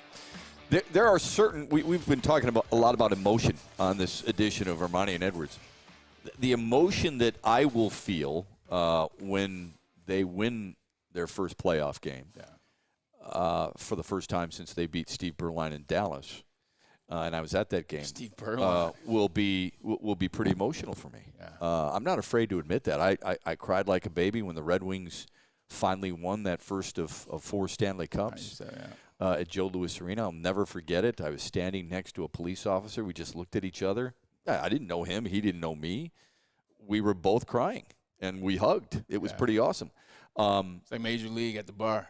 Yeah, it really was. I mean, it shows you how much it meant. I mean, when Isaiah Thomas and the Pistons finally broke through against the Lakers, I did. I cried, right? This is good. I'm not saying that this is going to be the same because that's probably reserved for a Super Bowl. However, it's going to be a hell of a relief. And I think what makes me more excited than anything else is I truly believe it can continue. Yeah. And that's a hard thing. I mean, you know that better than I do. It's a hard thing to keep it rolling when other teams, and that's why I always worry about the emotional aspect when they say, "Oh man, they were so motivated from last year." Dude, there's only one champion every year. Yeah. Okay? One championship is held. Every other team has plenty of motivation. This is true. Okay? So, Alabama, did they have motivation last year? Yeah, but guess what? It wasn't enough to beat Georgia. Okay? So, let's hope Michigan's motivation kind of marries with its skill and its efficiency and its ability to execute the game plan that they're given. Do you like this metaphor as it relates to the Detroit Lions? I said it's like when you fix a pothole. Here in Detroit. Wouldn't know in Michigan. Okay, see, this is perfect. It's going to go to the metaphor. When usually to fix a pothole, really, to actually get it structurally integrity correct, you got to go 6 feet down. But every year we go 3 feet because what they want. They want more money. I love they want more problems. They want to keep doing. So they just keep throwing a little BS money by it. They really don't care. It's like, because for a long time, we're selling out. It doesn't matter. We'll never win anyway. Right. And I think that's what the metaphor is like when they went down to the bottom, they went to the foundation. Dan Campbell is the coach for the Detroit Lions. Sheila Hamm changed her name, changed her energy. She's been on the boots on ground. Brad Holmes, the mad scientist, they like to call it, I think they built a culture there. Like, I watch the Lions, I see Michigan. And I know you can't compare NFL to college, but those guys fight for each other. Those guys are a team. I think they embody this town as much as any team we've had in a long time. But I also think the most important thing is symmetry. Yeah. And I think your general manager, Brad Holmes, has done an unbelievable job. Should be the GM of the year, I 100%. Think. He and his coach seem like they are in lockstep the entire time. They wear T-shirts with each other's faces on it. I mean, what more can you need? Yeah, so you can have the manly love for one another, and that's fine. A lot of times that is just for public. It seems the way they handle their business, the players that they draft, and it's not just the skill set, it's the type of player, the person that they are. I think they seem to be in lockstep, and I think that's what's most important. That's what's most encouraging for me. 100%. It's almost like if you were in in the off season, if you popped up in May at Brad Holmes' house, Dan Campbell might be on the couch eating some popcorn. Right. They might be having a beer together. Right. They might be chilling, and vice versa. Right. Dan Campbell at Brad's house, their wives together, because it seems like they actually genuinely like each other. They care about each other. And respect one another. And that's the word. Yeah. And that's the word. It's vital. Real quick, because I want to dive into the Lions and Cowboys here, but the one other thing, there's two other things that I wanted to say I thought were key for Michigan. Okay. And this is probably too simplistic. But I really think Donovan Edwards needs to get involved. All right. Now, you mentioned it earlier in the program that he hasn't been healthy all year long. That's a little bit of a secret. It's now out, but hopefully he is healthy enough. I think it's vital that he get involved. And not just running the football. You just want to give it to Blake Corum, go right ahead. But I think he is an incredible, underutilized weapon this year, primarily because of the injury. Right. And I think if he has a big day, I think Michigan's going to have a big day. And I'm a big believer as quarterbacks, I like mobile quarterbacks who can throw on the run. Yeah. I think J.J. McCarthy is very good at throwing on the run. There's nothing against Joe Flacco, right? Who threw 3 more touchdowns last night, got Cleveland to the playoffs for the first time since 2020, and it's a team that you have said for a while now is a scary team in the AFC. There's nothing wrong with pocket quarterbacks. No. I have no problem. But guys who can roll the pocket, who can throw on the run, but more importantly, throw accurately on the run, with that type of quote-unquote gunslinger attitude, if they can do that and get outside the edge against Alabama, I think it's going to be massive. You're great. Your best players got to be your best players when you're playing a big game. Right. Like, simply put, you can't have your best player, like, when at best speed, when healthy. Donovan Edwards is the most electric player that they have on offense.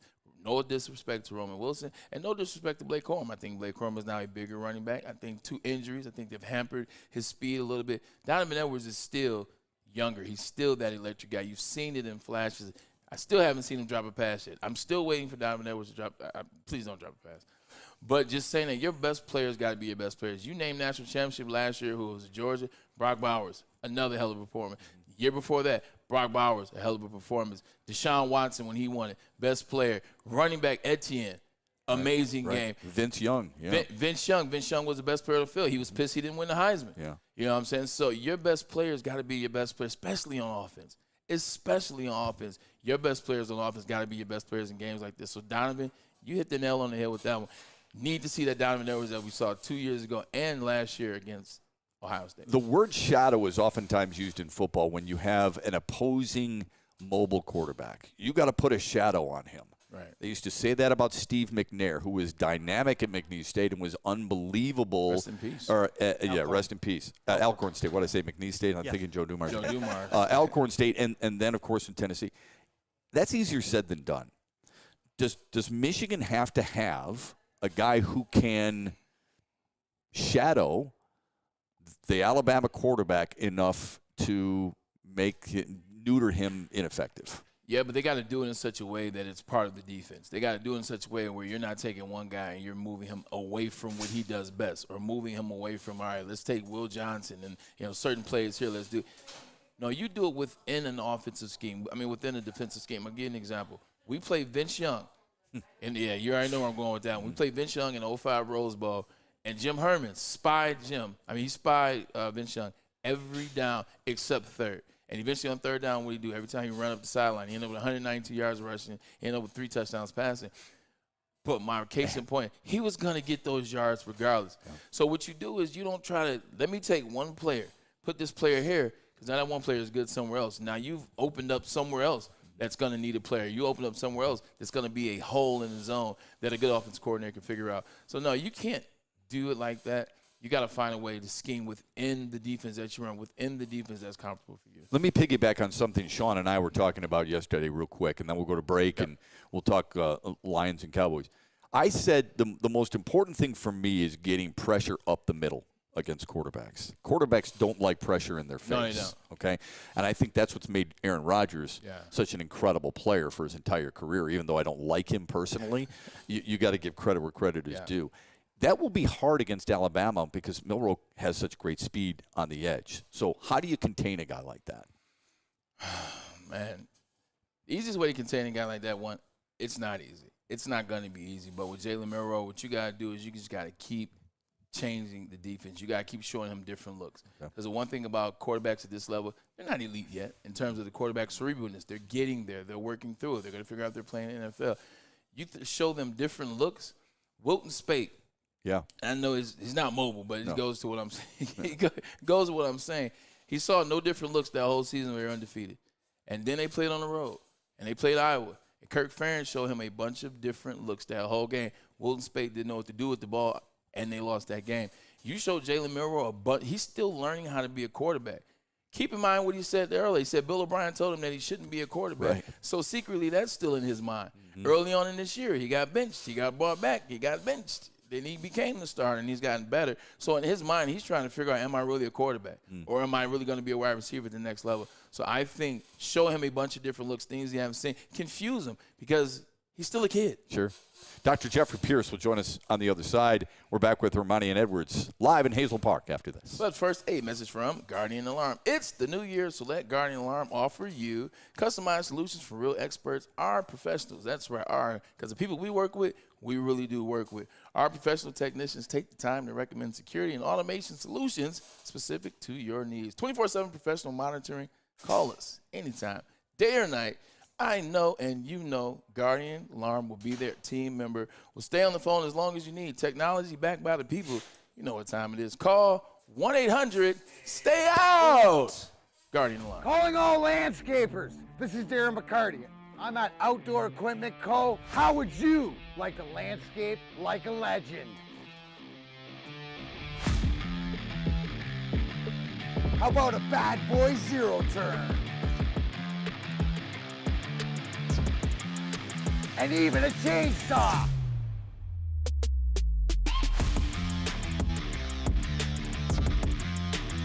And even a weed whipper.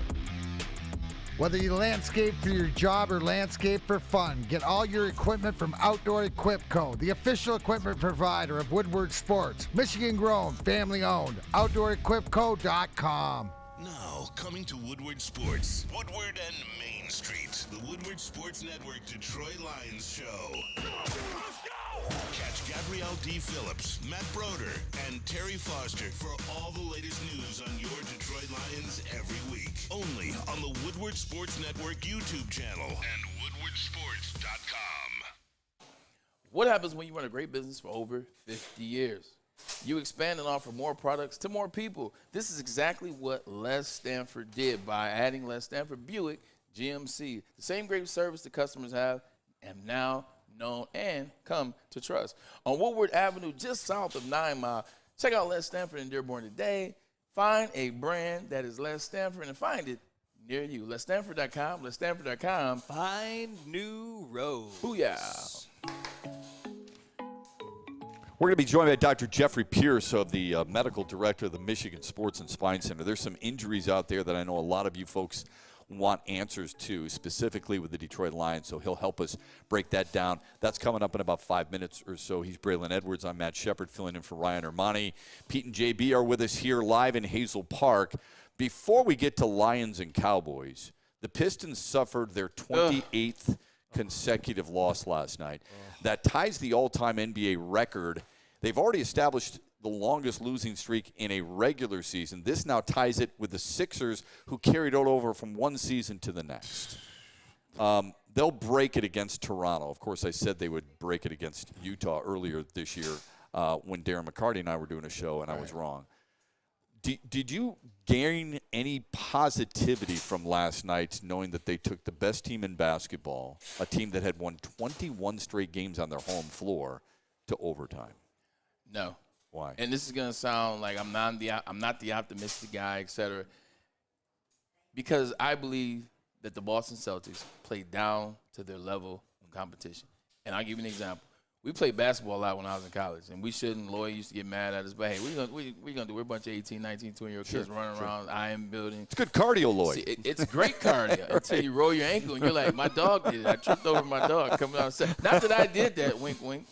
No, but shout out to Lloyd. Love him. Took him to dinner a couple weeks ago. Man, he's still in great shape. But you go up there, you play with a lot of guys. We're athletes. A lot of these guys were all state in basketball, or they played on the team. You play against a lot of guys that just are students who didn't play sports. They use the CCRB to have some fun, blow off some steam, work out, if you will.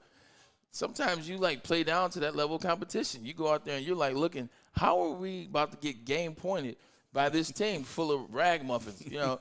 So I think it's a real deal. And even in the professional ranks, you're Jason Tatum, you're like, man, this team sucks. We ain't come on here. We don't have to play that good. Derek White, insert Porzingis, who's been a great pickup for them. You just play down to that level of competition, and I think that's what you saw last night. Now, I could be wrong, but I did see Cade Cunningham at 22 in the first half and finished at 26.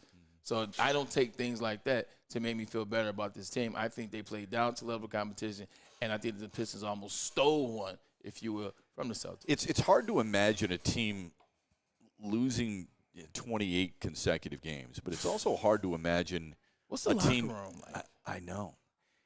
It's got to be tough. And the other thing that's really challenging is they've got a young leader in Cade Cunningham. And I don't throw leadership around an awful lot because I think sometimes we don't know. Yeah. Okay? I mean, what is leadership? A lot depends on the sport. It depends on the individuals. All you guys are type A personalities. You're the best player on your high school team, one of the best players on your college team. So when you get to the pros, it's like, wait a minute. I've accomplished an awful lot, too. It takes a lot for someone to lead someone like you, okay? Right. Especially when they're young. So I think that's a lot on Cade Cunningham. Like Bojan Bogdanovic, I'm going to follow Cade Cunningham. I'm a pretty good shooter, right? I've established myself. I'm over 40 every year. Right. So when you see things like that, I'm a little cautionary on that. But I think he is a leader for this team, and I think he handles himself exceptionally well. I was just surprised at his final numbers considering his first half. And it's not a knock on him by any stretch. There were two wide-open threes. Bogdanovic and Burks. And it's funny how the narrative changes. A couple of nights before, when they lose to Brooklyn, everybody can't stand Alec Burks because he took some ill-advised threes and didn't make them. Yeah. He took a lot of ill-advised threes last night, but made them. It's true. Missed a wide-open one. Bogdanovic missed a wide-open one as well. We're hoping the Pistons break out of it against Toronto when they play next. To your point, like, okay, and we'll cut because your Doc's on. We know you're on, Doc. We just finished this point. We apologize. But Cade Cunningham is definitely a good leader. I wasn't sold when we drafted him out of Oklahoma State. I was trying to figure out who he was. Wasn't sold on him. But I've talked to him. Were you thinking Jalen Suggs? Is that what you were thinking at the time? Or I didn't even know. At the minute, I was just pissed we had the number one pick when I didn't think there was no one player there. If I'm being honest. Gotcha. But just watching him this past summer with the Team USA, watching how he handles himself with this team, and you just watch guys naturally gravitate towards him. I think he is going to be a good leader, but I just think it's in a role. It sucks because this NBA today, the coaches of these teams, the owners of these teams, what have they gotten rid of? They've gotten rid of those 2-3 guys at the end of the bench that are year 12, year 13, year 14 that can give guys guidance, that can help out a little bit. It's a lot on Cade Cunningham, especially when it's 2 seasons of injuries. He's like, damn, I haven't even played a full year, and I'm the leader year 3. So that's a great point, man. You get rid of guys who put their arm around your shoulder when they need to and kick you in the stance when you need to. And you need that as a guy. You need that. Yeah, no doubt. All right, quick timeout, and then we're back with the Doc right after this. Well, I'm going to torture you again there, Lord. Chef. You ready? Wintertime in Detroit is always better with comfort foods from Big Boy. Try the veal parmigiano or the new Southern Comfort Chicken Bowl. How about breakfast? The stuffed potato pancakes are back, boys. And also the classic lumberjack or the Santa Fe Garde. Also, how about this, JB? The apple pie hotcakes. Yeah, you're ticking me off right now. I mean, all you do is want to make me hungry. I love torturing you, dude. The apple pie hotcakes, they are too good to miss. Top it off with the new gingerbread shake for dessert. Stop by your local Big Boy today. Have you ever wondered where all the finest restaurants get their steaks? It's Fairway Packing Company, providing Michigan restaurants, hotels, and casinos with prime beef for over 60 years. But now you can buy these cuts of meat for yourself at the Steak Shop by Fairway Packing Company. Prime porterhouse, A5 Japanese New York strip steak, dry-aged Wagyu beef tomahawk.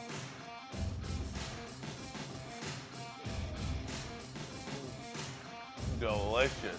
Get to the Steak Shop today. Enjoy fine wine, have a private party, and get the finest cuts of meat anywhere. The Steak Shop on Mack Avenue in Grosse Pointe Woods, or order online, fairwaypacking.com. Where's the most convenient place to get that big fitness energy? It's Planet Fitness. Join today for just $1 down, $10 a month. With over 2,400 locations and equipment for every workout, you can get in, get energized, and get going. And with free fitness training and most clubs open 24 hours, everyone belongs in the judgment-free zone. So join today for $1 down, $10 a month, no commitment, cancel anytime. Deal ends Wednesday, September 13th. Join now at any Metro Detroit location. Hurry, offer ends soon. Work and at home. We're there with smarter security solutions, featuring complete automation with customized alerts and more. For over 90 years, we've been the company that's been counted on to protect what matters most, all with personalized service and care. Right now, for a limited time, receive a free video device plus free installation with a new home system. Guardian Alarm. We protect Michigan. Rip to the same old line. Shout out to the Detroit Lions Kings in the North. Last time they won, they were Central, so you know we're doing good. But guess what? Big thanks to Sheila, Brad, and Dan for putting them to rest. And guess who found the grave? Same old rock, paper, scissors. Jack Labrador has revolutionized that tired game with two new symbols. Jack Labrador, baby. Franchise-changing three-point play. And I'm talking about an old-school three. Not the new screen like Steph Curry. Discover the action at jacklabrador.gg. Now find out why. Once you go Jack, you never go back. Oh, I like that. Ooh, I do like that tag. Yeah, that is a good tag. I like that a lot. Welcome back. We're live in Hazel Park. Ermanni and Edwards. He is Braylon Edwards. I'm Matt Shepard filling in for Ryan Ermanni. Pete and JB are with us as well on this Friday afternoon as the Lions get set to take on the Cowboys in Dallas tomorrow night. Prime time, big time, and we'll talk about that too for sure. But we welcome in our friend Dr. Jeffrey Pierce, of the medical director of the Michigan Sports and Spine Center. Doc, hope you had a really nice holiday. Happy New Year to you early on. C.J. Gardner-Johnson, a torn pec. Those are painful. I remember Chris Spielman had one that looked like chewed up hamburger, for crying out loud. Yeah. And he continued to play through it. What's the usual recovery of that type of injury, Doc? Well, thanks, guys. Glad. Can you hear me okay? Can you hear me? Doctor, we have you? Oh, we got Dr. Jeffrey Pierce. I think so. There you go, Doc. There you go, Doc. There you go. Hey, we'll ask it again. Hope you had a good holiday. And, what's up, Doc? Happy New Year to you and your family. Hey, how are you both? Good. C.J. Gardner-Johnson, the torn pectoral muscle. Sounds painful. I guess it is. I would think it is anyway. I've never experienced it. How long does a recovery usually like that take place? Well, I mean, like we've talked about a couple times now, it's all dependent on how much muscle is torn. Obviously, he's ahead of schedule, so we assume that, it wasn't as bad a tear as everybody anticipated. But anything like that's a 4 to 6 month recovery, and he's pushing the envelope. Kind of like what we talked about a couple times now is that can he actually, he's functionally ready, but is he player ready? And I think we've been talking about this for 3 weeks now, and it's coming apparent that he's not ready to grapple and do everything and, chasing down guys and pushing the tackle and pushing that pec muscle just yet. He probably feels like he can do his push-ups and all that and push off, but when you got to be highly active, I think it's just, those are a couple more weeks, couple more comfort levels. So he might be recovered, but is he truly football ready, I think is the biggest question. What's up, Doc? What's going on, man? How was your holiday? I'm good. It was a little quiet. It was a little under the weather. How's your holiday going? It was good, man. I was in Orlando, spent some time out there with the family, so feeling really good. I'm back. I'm energized. Sitting next to my guy, Matt Shepard. We're having a great talk. JB's back. So is Pete. This feels like the start of the show all over again. Let me ask you a question. Let me stop asking you about player specifics. Let me ask you this guy, how's this going to work, and this guy. The Detroit Lions, the best thing you can be is healthy for them. When they're healthy, they're at their best. They play really well. You see Jared Goff looks like an all-star quarterback, maybe an MVP candidate. What are some positions that bother you about the Lions going into the playoffs? Frank Ragnow, we've talked about, is a big one for me. What are some players' injuries that you're like, kind of bother me a little bit, want to keep an eye out that for the fans? Ragnow is probably the one we talked about last week. Is he 100%? Is he still a better player at 80 with the adrenaline and all that? That's probably really what's happening. Like we've talked about, there's a lot of guys that are just banged up, and it's football. It's football, and we're going into the playoffs for the first time in a long time. They're hiding it. A lot of people, there's nothing really apparent. There's a lot of bumps and bruises, but there's nothing that's standing out. I think, our main guys are healthy. The offensive line is healthy. I think we're looking better now than we did a couple weeks ago as far as health. And I think, they're going to do a nice run. This game tomorrow against Dallas, hopefully nothing happens. But, they're looking strong right now. I think they're getting their rhythm. I really, what you're asking, I really don't have one guy who's standing out that we're concerned about. That's good then. It's more about it's more about the recovery of getting them stronger and healthier. And to be honest, our fullback, he's going to hopefully be back this week or next week. He's going to add a whole nother, dimension that we've been missing or trying to fill his shoes. And now these other guys can focus on their real job. So I think we're looking very, very healthy going in. Yeah, Jason Kabinda coming back from a knee injury. What about James Houston, the broken leg? How surprised are you that he's on that quick mend and he might be available for them down the stretch? It's another thing. I mean, it's playoff. These guys want to be in. It's not the beginning of the season. They're doing everything. You got medical tricks that we can play with to get these guys ready and healthy. But, like I've said multiple times, you got to educate the player to say, look, we need you healthy on the field. Don't BS us. We need to know you can go 100%. So same thing with him. It's that small, like I give it to Braylon last week. He brought up a very big thing, that neuromuscular has to kick back in. You may be healed, but that neuromuscular reflexes, that quick fiber, those quick twitches, that's what you need to play football. These aren't linemen, you've got to be ready to go. You've got to be able to change directions in a second. You've got to be explosive. These are collisions at 70 miles an hour with these guys. You've got to be ready to be football ready. And adrenaline's going to play a big role. These guys finally have something to play with for at the end of the season. And I think you're going to see a whole different types of Lions playing through a lot more injuries than they would have a year or 2 years ago or 30 years ago even. So when playoffs are... Not to cut you off, Doc. Since the Lions are doing No, go ahead.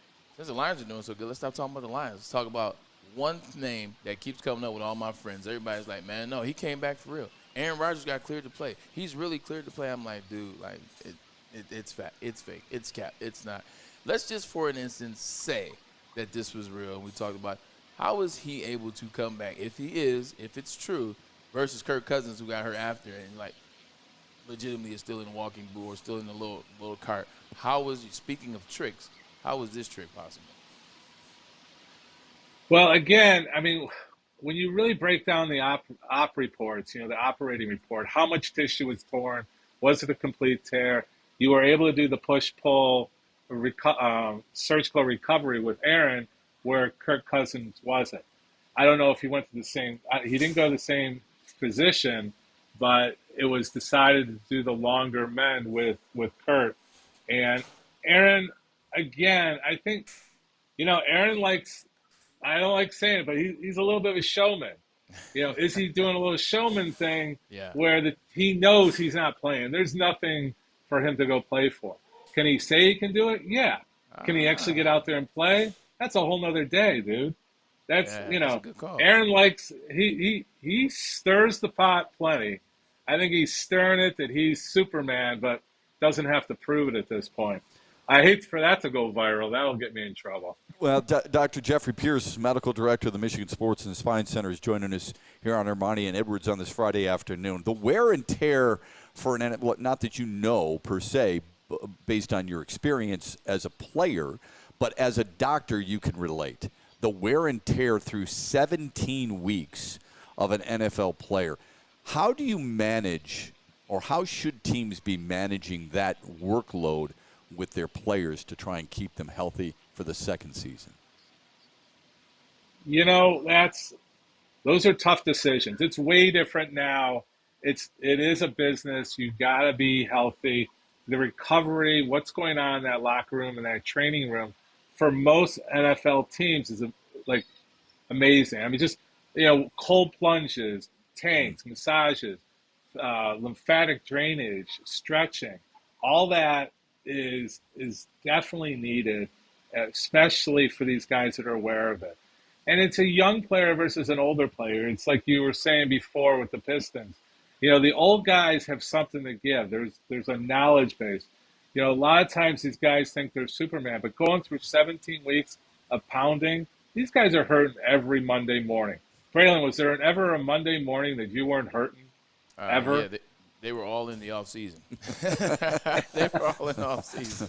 And even then, I still was dealing with residual damage.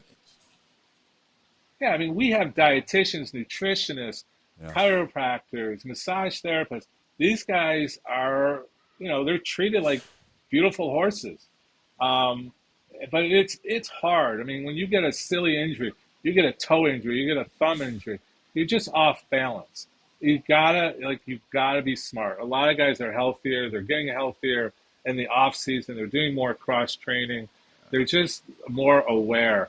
And the self-awareness that the players are smarter. They're definitely more educated about their body, more in tune. And there's a lot of alternative stuff that we're doing out there. But it still gets back to the basics. You gotta eat right, you sleep right, you gotta post-recover, you gotta have dynamic warm-ups. We're seeing warm-ups before games, that we're doing videos to because we think they're odd dances. The Cowboys that were playing, after Prescott, he got hurt. Yeah. I mean, he went viral with his dynamic warm-up. The salsa dancing. Mm-hmm. Good stuff. So it's all that. So before we go, I was told by my son not to do this, but you guys brought it up about the Pistons.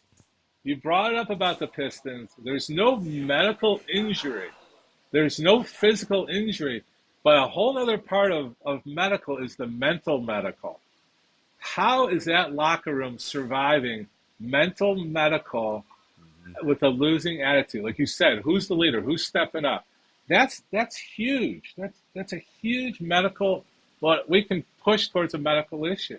I don't know if you guys even want to get into it, but the mental of losing that many games in a row, and who's going to step up? Like you said yesterday, they had their best chance in I don't know how long to win a game. How do you get defeated like that? How do you not finish? Yeah, I suppose their their fallback would be, they played exceptionally hard last night, had a 21-point lead, came back down 6 in the fourth quarter in the toughest building in the NBA. That's something you're grasping sometimes, and that is the mental part of it. Dr. Jeffrey Pierce, thanks, man. Appreciate it. Happy New Year to you. We always appreciate your insight and your help. Doc. All right, guys. You take care. I'll see you soon. You got it. Dr. Jeffrey Pierce, the medical director of the Michigan Sports and Spine Center. I mean, he knows his stuff. He does know his stuff. I love the mental aspect of it. You can speak to it firsthand. There are challenges. People get beat up in life, right? You guys get beat up not just on the field, but sometimes when you got to face members in the media. Now with social media, that is kind of the bane of all evil. I mean, these are things that really kind of weigh on a person. You can't blame them if it wouldn't. You talk about the mental aspect of that. You talk about the game and social and fans and media. I just look at an incident like Russell Westbrook. Look at how Russell Westbrook went from MVP to, even still before he got to Lakers, he had an amazing second half of the season with the Washington Wizards. I mean, he was averaging triple-double yet again. But then he goes to the Lakers, can't shoot. They take the ball out of his hands. He's an off guard, can't shoot really good. Now Westbrook is being said by commentators. We know what guys I'm talking about. Now fans are doing that. Now kids are teasing his kids in school. Now he doesn't want to go out in public. Like, that mental aspect is a real thing. So, like, Doc has a great point with that, and so do you, that mental aspect. Because if I'm Jalen Duren or if I'm Cade Cunningham, like, as a former player, I'm not trying to go to Somerset and just walk around. Because what do fans say? What are you doing here? Why are you not practicing? It's a trickle-down effect, I don't want to go to the movies. No doubt. Or if I do put a hood on, I don't want to go out to eat, have a nice restaurant. Right. I remember Cleveland, we were so bad for the majority of my time there. But I remember at one point, like, we were out with my mom. We were at Cheesecake Factory with the fam, and they were just spewing things at us. I'm like, I'm still a person. Exactly. At the end of the day. Yeah, like, we sucked on the football field, but, I mean, it's my mom, it's my grandmother, it's my father, it's my daughter. So when you get in situations like that mental really takes a hit. Like, Russell became a shell of himself. Russell, like, almost clammed up. Like, because that mental is – I'm getting choked up thinking about it. That mental is a real deal in sports. And for the Pistons, I don't know what the hell is going on in their heads. It's funny you say that, and I know we got to go to break, but I love when people compare eras. Yeah. Because I love a lot of the old timers. Like I'm a big Bill Russell fan. Okay? Not that I saw him play, but I felt he's like one of the greatest champions in sports history. Was the Grateful Dead? That's his favorite group. The Grateful Dead. The Grateful Dead. Yeah, okay, I didn't know that. His favorite group. But my point is that they had to deal with certain things. Him especially because his foot, like all those surgeries. Well, because he was a black player too, right? True. Okay, and the first black coach player. I'm thinking of Bill Walton. No, you're thinking of Bill Walton. Yeah, true. But I'm talking about Bill Russell. What they had to deal with, but today's players, all that social media and the stuff that you bring up with Russell Westbrook, which is really disheartening, because like Oscar Robertson's one of the greatest players of all time. Big O. He averaged a triple-double. Yeah. Russell Westbrook did that 4 times. In his career. Averaged a triple-double. That was unheard of until he did it. Yeah. It was still lauded because of what Oscar Robertson did and Russell Westbrook did. I did once, twice, 3 times a lady and 4th. Unreal. We'll get to Dallas and Lions with Braylon Edwards when we come back. Quick timeout. B's got something to say. I just had a quick. When we get back, I'm gonna talk about that. All right, sorry about that. Torture for Shep. No. It's actually good. But you know what? First, let's talk about where you can get a good bite to eat at. Fairway Packing for over 60 years, baby. Almighty. For over 60 years, Fairway Packing Company has provided Michigan's finest restaurants, T-bone hotels, right here. T-bone and right casinos here. with prime T-bone beef, right here. Wagyu beef, and dry aged beef. Pause again. Experience the Fairway difference for yourself today. Visit the steak shop in Grosse Pointe Woods. I've been there. It is an excellent shop. They do it right. It's fun. It's clean. You can sit down and have a meal. You get cheeses over there, wine. They have the whole thing, but the thing they have most is they have those different grades of meat. Order online today at fairwaypacking.com. Pause.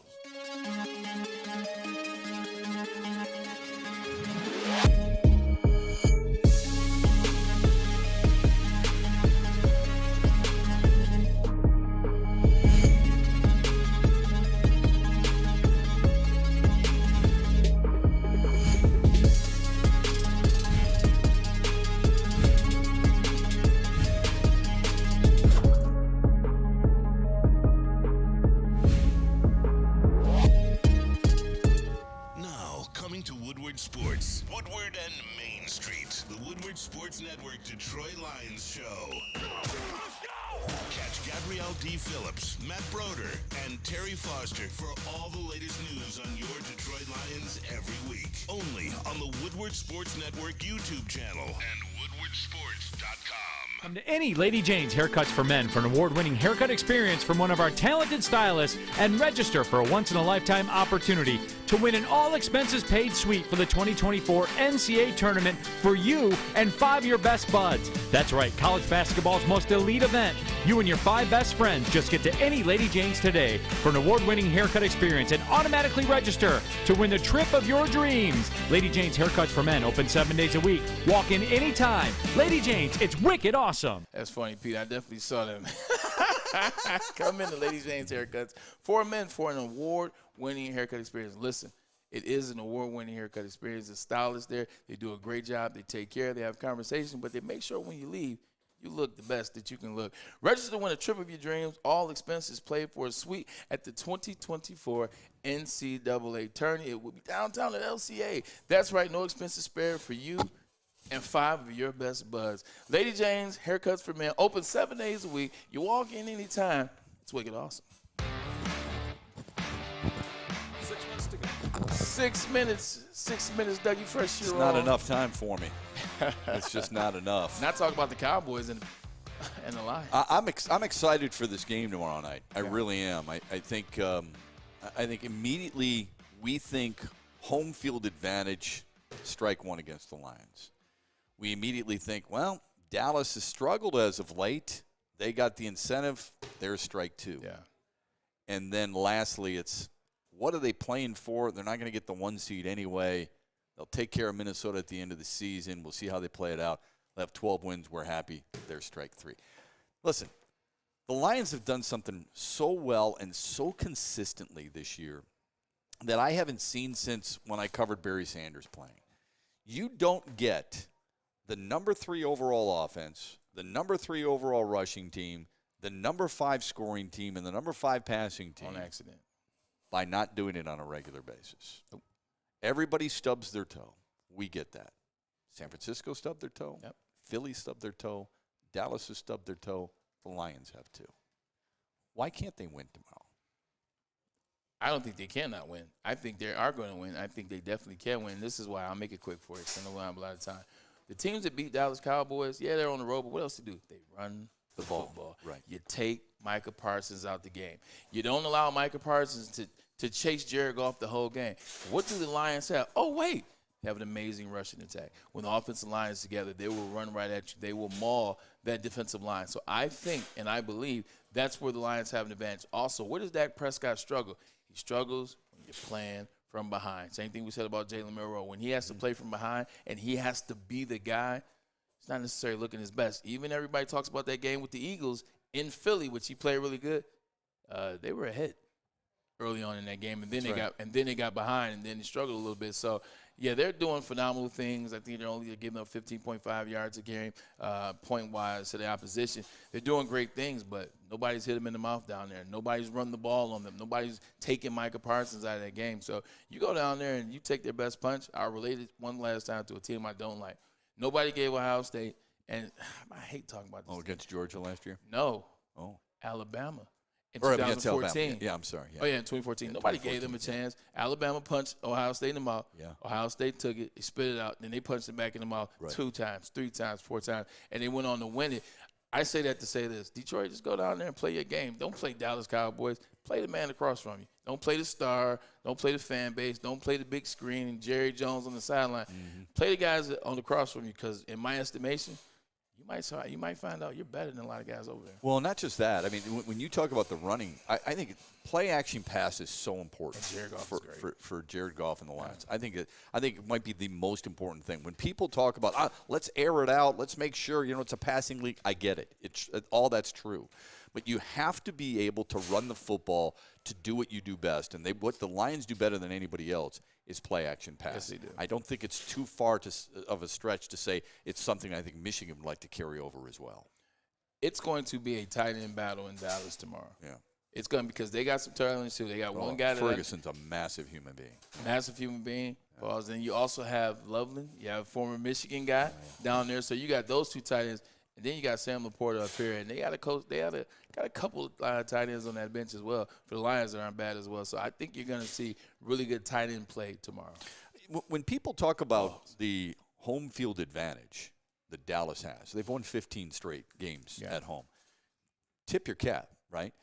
But that doesn't necessarily mean that you fall into it. Detroit's got 4 losses, 2 at home and 2 on the road. Yeah. It's not like this team can't play on the road. Not at all. They play really well on the road, actually. They lost to a really good Baltimore team on the road. Ravens turned out, like everybody was so upset about that. Ravens turned out to be a pretty damn good football team, aren't they? Never was really worried about that because of DeMar's record with the NFC. And also, who didn't play? David Montgomery and Frank Ragnow. Right, exactly. So I was like, this would just be one of those losses I just said it happened. You know what's funny? Yesterday, Sean and I were talking about this, and I bring this up probably ad nauseum too often times.